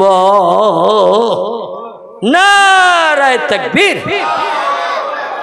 কজনের বললাম? 3 জন নারীর চোখের পানি, অভাগী নারী, এদের চোখের পানি আমি একদিনে মোচন করে দেব। আচ্ছা, 3 জনের ভিতরে একজন নারীর নাম এই আবু লাহাবের বাড়ির দাসী চাকরানী, এর নাম সবিয়া, আর 2টো নাম আজ আর বলবো না। হ্যাঁ, তে ঘড়ির দিকে দেখেছেন? আর 2টো এখনো বলতেই হবে। আল্লাহু আকবার। আর 2টি নারী বিশ্বনবী মায়ের পেটে, আরো 2টি নারী সৌবিয়ার মতো আবু লাহাবের বাড়ির চাকরানির মতো চোখের পানিতে বুক ভাসিয়ে ভাসিয়ে কাঁদছে। একজন নারীর নাম খালিদ দুহিতা, তার নাম হলো উম্মুল মুমিনিন হযরতে মা খাদিজা। জোরে বলুন সুবহান। খাদিজার কারণ কি, না কান্নার কারণ কি, না বললে তো বুঝতে পারবেন না। একটুখানি তথ্য দেই, কারণ আপনারা বলেননি যে হুজুর ওই দুটো থাক, সামনের বছর এসে বলবেন। চালাক খরিদ্দার সব। এখন এই দুটো বলতে গেলে একটু সময় লাগবে বটে, তবে খুব সংক্ষেপ করে তথ্য দিচ্ছি। খাদিজা যখন যৌবনাক্ত যুবতী হয়ে গেলেন, ওনার পিতার নাম ছিল খয়লিদ। যুবতী মেয়ে যদি কারো ঘরে থাকে, বাপ মার ঘুম হয় বলে মনে হয় বাবাজি? বাপ মার দুশ্চিন্তায় থাকে কিনা? মেয়েটারে কবে বিয়ে দেব, পাত্রস্থ করব, কন্যাদায়ের হাত থেকে নিষ্কৃতি পাবো। প্রত্যেকটি পিতামাতার মগজে মেয়ে যুবতী হয়ে গেলে চিন্তা আসে না? আসে না? রাতের বেলা বালিশে দেখবেন এ পার্শ্ববাস করে, বলে চাচা ওরকম করছো কেন? বলে না কিছু না। আসলে চাচা মনের খবর বলছে না যে আমার মেয়েরে কয়েক জায়গা থেকে দেখতে আসলো, কেউ এখনো পছন্দ হয়েছে এমন খবর দিল না। বাপ মার দুশ্চিন্তা থাকে কিনা? কিন্তু খাদিজা ছিল আরব কান্ট্রির বিশ্ব সুন্দরী। কি সুন্দরী? বিশ্ব সুন্দরী। আচ্ছা, বিশ্ব সুন্দরী মেয়ে, সিনেমার অভিনেত্রী, নায়িকা যারা আমাদের ছেলেরা পয়সা দিয়ে টিকিট কেটে দেখতে যায়, তারা ঠিক বলো না ভুল বললাম? আচ্ছা, ওই মেয়েটারে পাশের কাছে বসে একটু বাদাম ভাজা খাওয়ারও সুযোগ পায় বলে মনে হয়? হ্যাঁ, শুধু ছবিতে ফটোই দেখে, আর ছবিতে ফটোই দেখে কলিজা ঠান্ডা করে বাড়ি এসে শুয়ে পড়ে। আর সিনেমার নায়িকা অভিনেত্রী রাতের বেলা ঘুমের ঘরে পাশের কাছে এসেছে হাঁপাতে হাঁপাতে, বলছে কে তুমি? বলে 3 ঘন্টা ধরে আমার দেখে এসেছো না সিনেমা হলে, আমি সেই। তুমি আমারে দেখে যেমন মহব্বত করেছো, আমিও তোমারে এই সিনেমা হলে দেখে দেখে মহব্বত করে ফেলেছি, এই জন্য থাকতে পারিনি। আচ্ছা, মেয়েরা ঘরের থেকে চলে যায় না ছেলেরা চলে যায়? যখন উদাও হয় মেয়েরা যায়, ছেলেরা বলে দেয় অমুক আমড়া তলায় আয়, অমুক তেঁতুল তলায় আয়, ওইখানে আমি আসি। এখানকার ছেলেরা অবশ্য এরকম বলে না, আর কোনো মেয়েরা নিয়েও যায় না। এখানকার ছেলেরা সব ভালো, কিন্তু দেখবেন ছেলেরা এরা তথ্য দেয় মোবাইলের মাধ্যম দিয়ে, অমুক জায়গায় আয়, ওখানে আসি। তো আসার সময় কিছু সোনার গয়না টয়না মাছ যা আছে নিয়ে আসিস, কতদিন বাড়ি ফেরবো না তার ঠিক নাই। এই জন্য ওরা গোছগাছ করে, আই কার্ড, আধার কার্ড যা কিছু লাগে ও নিয়ে চলে যায়। কারণ বোম্বে যেতে গেলে এখন ট্রেনে শ্বাস হচ্ছে, তুমি ইন্ডিয়ান নাগরিক কিনা। এই জন্য আই কার্ড, আধার কার্ডও লাগতেছে দিল্লি যেতে গেলে, বোম্বে যেতে গেলে। কারণ আপনার ডকুমেন্ট না দেখালে আপনার ধরিয়ে জেলখানায় ডাল রুটি খাইয়ে দেবে, বিদেশি বাংলাদেশি বলে। তাই সেখানে কতদিন থাকতে হবে তার ঠিক নাই, তাই মালমাত্রা কিছু গুছিয়ে নিয়েও যায়। আমার ভাইরা, খয়লিদ ঘোষণা দিল মক্কা নগরীতে, আমি মেয়ে বিয়ে দেব। তো আমার মেয়ে যেমন বিশ্ব সুন্দরী, আমি ছেলেও চাই বিশ্ব সুন্দর। জামাই মেয়ে পাশাপাশি দাঁড়ালে জানো কেউ দেখে খারাপ না বলে। অনেকের মেয়ে যখন পাড়ায় বিয়ে হয় দেখবেন খুসখুস করে জিজ্ঞাসা করে ছেলেটা কেমন হলো ভাই? ওই ছেলেটা আমার মেয়ের স্বামী হবে, বিয়ে করতে যে কেমন? বলে যেমন ছেলে তেমন মেয়ে, তুমি চয়েস করেছো, খুব ভালো, খুব ভালো মানিয়েছে। অনেকে বলে না, আর যদি কেউ বলে ঠিক মানানসই হয়নি, ও চাচা মেয়ে দিয়ে ওর পরও ওর ঘুম হবে ভালো বলে মনে হয়। এত খোঁজাখুঁজি করে মেয়ে বিয়ে দিলাম, তা কিন্তু পাড়া লোকের কাছে শুনছি ওরা বলছে ঠিক মানানসই হয়নি। তাহলে আর কিছুদিন রেখে আর 2-5টা ছেলে খুঁজলে ভালো হতো। খাদিজার চেহারা বিশ্ব সুন্দরী আরব কান্ট্রিতে। ছেলেরা মাঝে মাঝে ঘুমিয়ে পড়ে খাদিজার স্বপ্ন দেখে, খাদিজারে পেয়ে গেছি, আমার আপন কাছে এসে বসেছে, গল্প গুজব করছি। আচ্ছা, গল্প করতে করতে মাঝে মাঝে একটু নাস্তা পানীয় খাওয়ানো হয় না? হয় না? ঘুমিয়ে পড়ে দেখবেন নাস্তা পানীয় হয়। এখন ছেলেটা স্বপ্নে দেখছে নায়িকারে দেখেছে, মেয়েটা বলছে অনেক দূরের পথ হেঁটে এসেছি, গাড়ি টাড়ি পাইনি। এখন টিফিন আছে নাকি কিছু, ক্ষুধা পেয়েছে বড়। ছেলেটা বলছে এখন তাড়াতাড়ি কি দেব তোরে নাস্তা? ঘুমের ঘরে পকেটে হাত ঢুকিয়ে দিয়ে বার করেছে বিড়ি। কি বার করেছে? বিড়ি। বিড়ি বিড়ি বার করে বলছে এই নে তারে খা, আমি একটু বাজার থেকে মিষ্টি মিঠাই আনি। মেয়েটা বলছে শুকনো বিড়ি খাবো না। ও বলে আমার কাছে কিছু নাই, আগে তো বলে আসিস নাই, আপাতত একটু টান, আমি বাজার থেকে মিষ্টি টিষ্টি কিছু আনি। দুইজনে হাত কাড়াকাড়ি করতে গিয়ে বলে বিড়ি খাবো না, বলে না খেলি ছাড়বো না। হঠাৎ ঘুম ভেঙে গেছে, দেখে সেরা চাটাই মিন্টু একা শুয়ে রয়েছে। কোথার নায়িকা কোথায় উড়ে গেছে তার ঠিক নাই। ঘুমিয়েছিল যখন মনের মানুষ কাছে, তখন যেই ঘুম ভেঙে গেছে মনের মানুষ কাছে নাই। এরামটা যুবকদের অবিবাহিতদের হয় না, হয় না। পাড়ার ছেলেরা বলল, চাচা তোমার মেয়ে আমাদের স্ত্রী হোক, জীবনের সঙ্গী হোক, এটা তো আমরা সবাই চাই, কিন্তু আমাদের সঙ্গে তোমার মেয়েরে বিয়ে দেবে কিনা তা নিয়ে তো সংশয়ের ব্যাপার আছে। খয়লেদ বলল, মেয়ে যেমন বিশ্ব সুন্দরী আরব কান্ট্রিতে, জামাই চাই সুন্দর, ভালো চেহারা না হলে আমার মেয়ের সঙ্গে বিয়ে দেব না। চয়েস করে করে যুবকদের ভিতরে একটা ছেলে চয়েস হলো, নাম তার আবুল আস। কি নাম বললাম? আবুল আস নামের একটা যুবক, সুন্দর চেহারা, নায়ক মার্কা। পছন্দ হলো, বিয়ে দিয়ে দিল। সংক্ষেপ কথা, কিন্তু আল্লাহ বললেন, খাদিজা ওই স্বামী নিয়ে তোমার সংসার করতে দেব না। আল্লাহ যেটা করে কোন মানুষ কি সেটা রদ করতে পারে? আল্লাহ বলে, খাদিজা তোমার প্রেম প্রীতি ভালোবাসা মোহাব্বত যা কিছু স্বামী ভক্তি হৃদয়ে আছে, তোমার অন্তরে যা কিছু আছে, আমার আখিরি জমানার পয়গম্বরের জন্য আমি তুলে রাখতে চাই। আমার পয়গম্বর এখন 7 বছরের বাচ্চা, 5 বছরের বাচ্চা।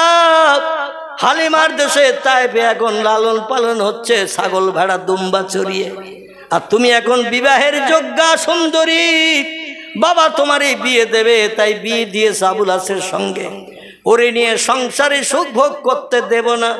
প্রেম প্রীতি ভালোবাসা স্বামীরে দিলে আমার আখিরি জমানার পয়গম্বরের জন্য কিছু আর থাকবে না। আমার নবীর যেদিন দুঃখের দুঃখ মোচন করতে যাবে, অভাবের অভাব দূর করতে যাবে, সেদিন একজন ভালো নারীর সাহায্য নবীর প্রয়োজন হবে। এই জন্য তোমার প্রেম মহব্বত ভালোবাসা আমার নবীর জন্য উঠিয়ে রাখতে চাই।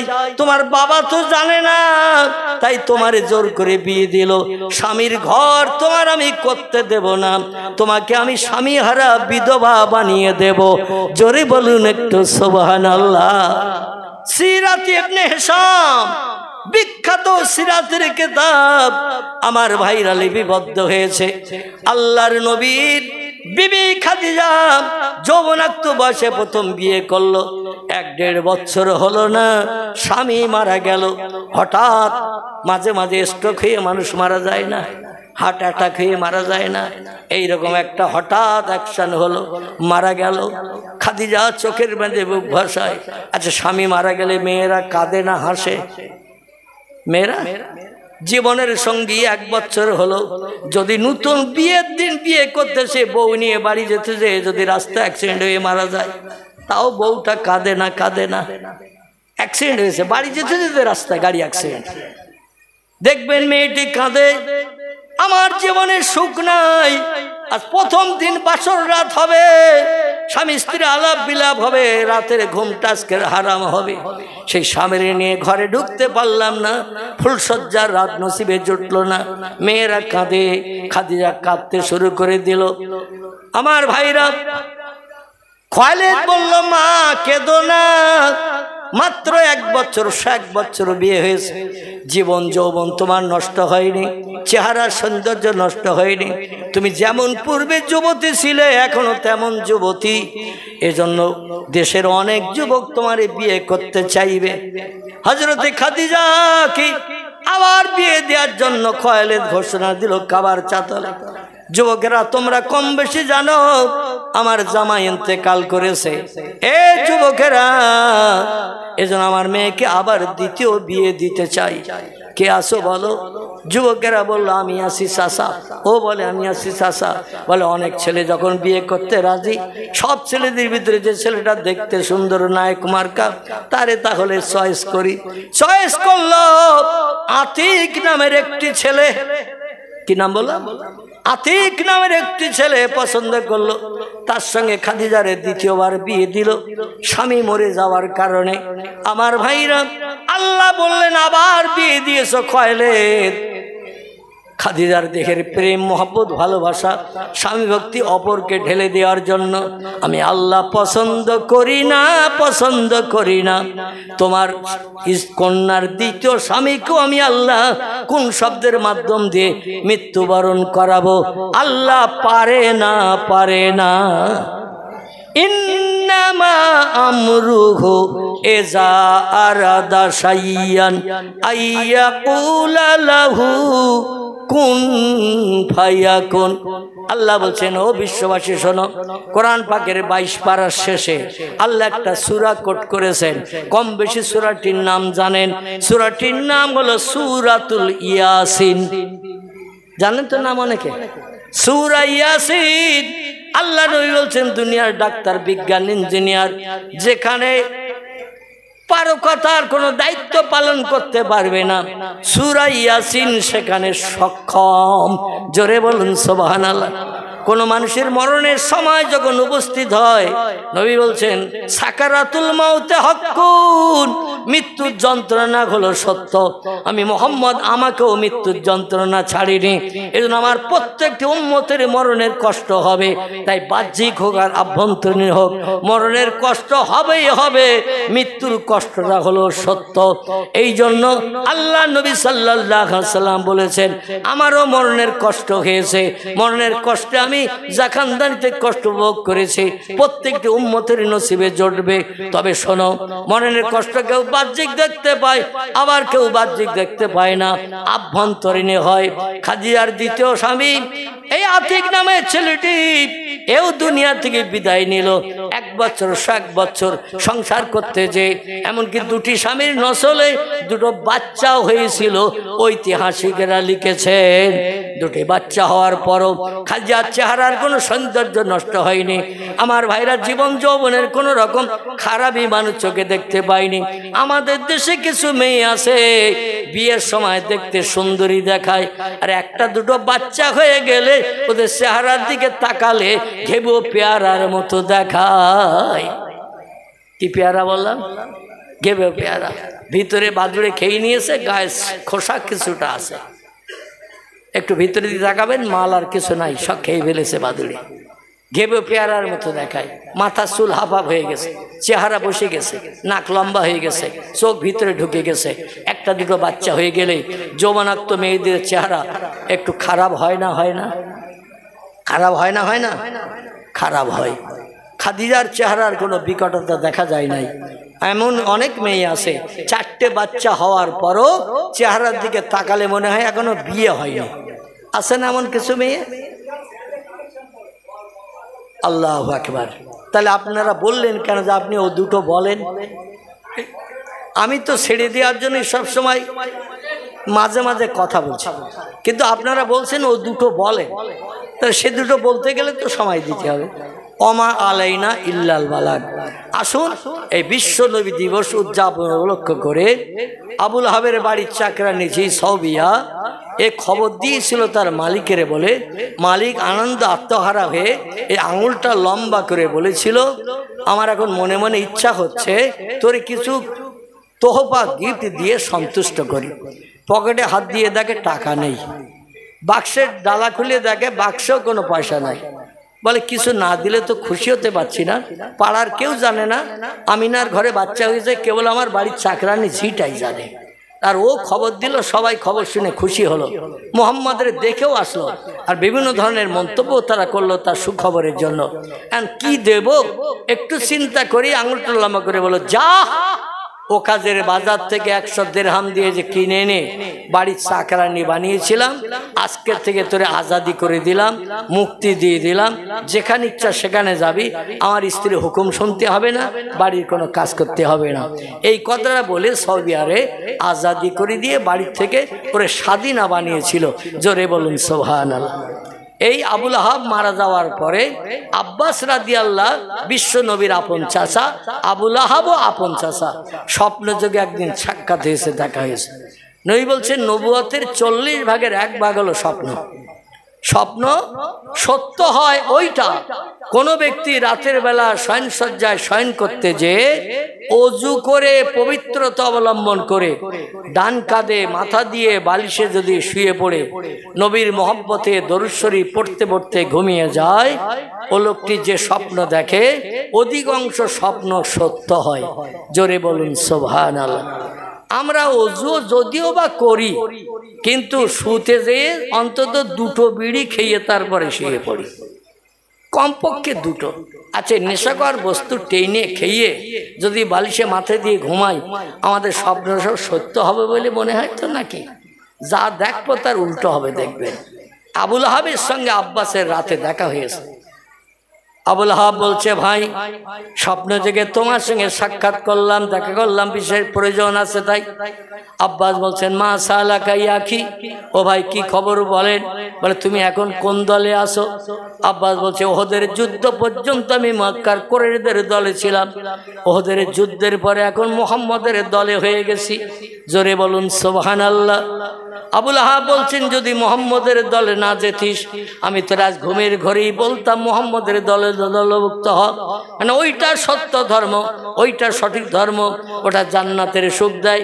আর যে ধর্মে আমরা ছিলাম, এই ধর্মটা জাহান্নামের আগুনে দগ্ধ হতে হয়, সেটা আমি বাস্তব করছি। প্রতিদিন সপ্তাহে 6 দিন আমার কবরে জাহান্নামের আগুনের হাওয়া চালানো হয়, আযাব দেয়া হয়। কিন্তু মুহাম্মদের জন্মের দিন 100 টাকার মায়া ছেড়ে দিয়ে এই আঙুলটা লম্বা করে বাড়ির চাকরানির আজাদি করে দেওয়ার কারণে প্রতি সপ্তাহে সোমবার দিন আমার আঙুলে আল্লাহ জান্নাতি মধু দান করেন। জোরে বলুন একটু সুবহানাল্লাহ। আব্বাস তথ্যটা না দিলে তো লোক পকেটে হাত দেবেন, এই জন্য তথ্যটা আমার দিতে হবে। আপনারা বলবেন, আমার তো আপনাদের কথা শুনে কাজ করা যাবে না। আমার ভাইরা, আব্বাস বললেন, শোনো, মুহাম্মদ রাসূলুল্লাহর জন্মের দিনে 100 দিরহামের মায়া ছেড়ে দেওয়ার কারণে প্রতি সপ্তাহে সোমবারের দিন জান্নাতি মধু পাও। বলে, হ্যাঁ। বলে, মঙ্গলবারে কি হয়? বলে, আবার আযাব শুরু হয়ে যায়, আঙুল চুষি মধু পাই না, আবার 1 সপ্তাহ অপেক্ষা করি, সোমবার যেই আসে আঙুল চুষলেই মধু পাই। আমার ভাইরা, ইসলামিক ঐতিহাসিকেরা বলেছেন, আবুল আহাব ছিল কট্টর কাফের বেঈমান, জীবনে কোন ইসলামের সৎ কাজ ভালো কাজ করেনি। নবীর জন্মদিনে 100 টাকার মায়া ছাড়ার কারণে আল্লাহ প্রতি সপ্তাহ সোমবারে তার কবরে যদি জান্নাতি মধু দেয়, আমরা নবীরে নবী বলে মানি, নবীর আদর্শের রঙে আমরা রেঙে চলি, ইসলাম শরীয়তে পূর্ণ পায়বন্দী হওয়ার চেষ্টা করি। আমরা নবীর মহব্বতে জন্মদিন উপলক্ষ করে কিছু অর্থ খরচ যদি আবুল আহাবের মতো করি, আল্লাহ কিয়ামত পর্যন্ত আমাদের কবরে নবীর ওসিলা করে কোনো আযাব দেবে না। জোরে বলুন একটু সুবহানাল্লাহ। এই জন্য আপনাদের কাছে বলবো, সেই নবীর জন্মদিন আজ উদযাপন হচ্ছে, এজন্য আগামী বছর আবার জন্মদিন হবে, আল্লাহ হায়াতে বাঁচিয়ে রাখলে দেখতে পাবেন। তো আগামী বছরের জন্মদিনের জন্য এবছর কিছু কালেকশন করার কথা আমার কর্তৃপক্ষরা ভাইয়েরা বলেছেন। এজন্য বিশ্ব নবীর মহব্বত প্রেম ভালোবাসা রক্ষার্থে রক্ত খামানো ঘাম ঝরানো পয়সা একটু আপনারা খাতা এনেছেন আমার কর্তৃপক্ষ ভাইয়েরা, যারা নগদ দেবেন আলহামদুলিল্লাহ, নগদ যারা দিতে পারবেন না একটু প্রতিশ্রুতি দেন, আল্লাহ পাক আপনাদের প্রতিশ্রুতিটা কবুল করে। বাপ চলে গেছে কবরে, মা চলে গেছে কবরে, দাদা গেছে, দাদি গেছে, আপনজন আত্মীয় স্বজন যারা আছে কবরে আযাবে থাক, আমরা চাই নাকি? আমরা চাই তারা কবরে শান্তিতে থাক। আর মৃত ব্যক্তিরা কবর থেকে রুহানি দোয়া করলে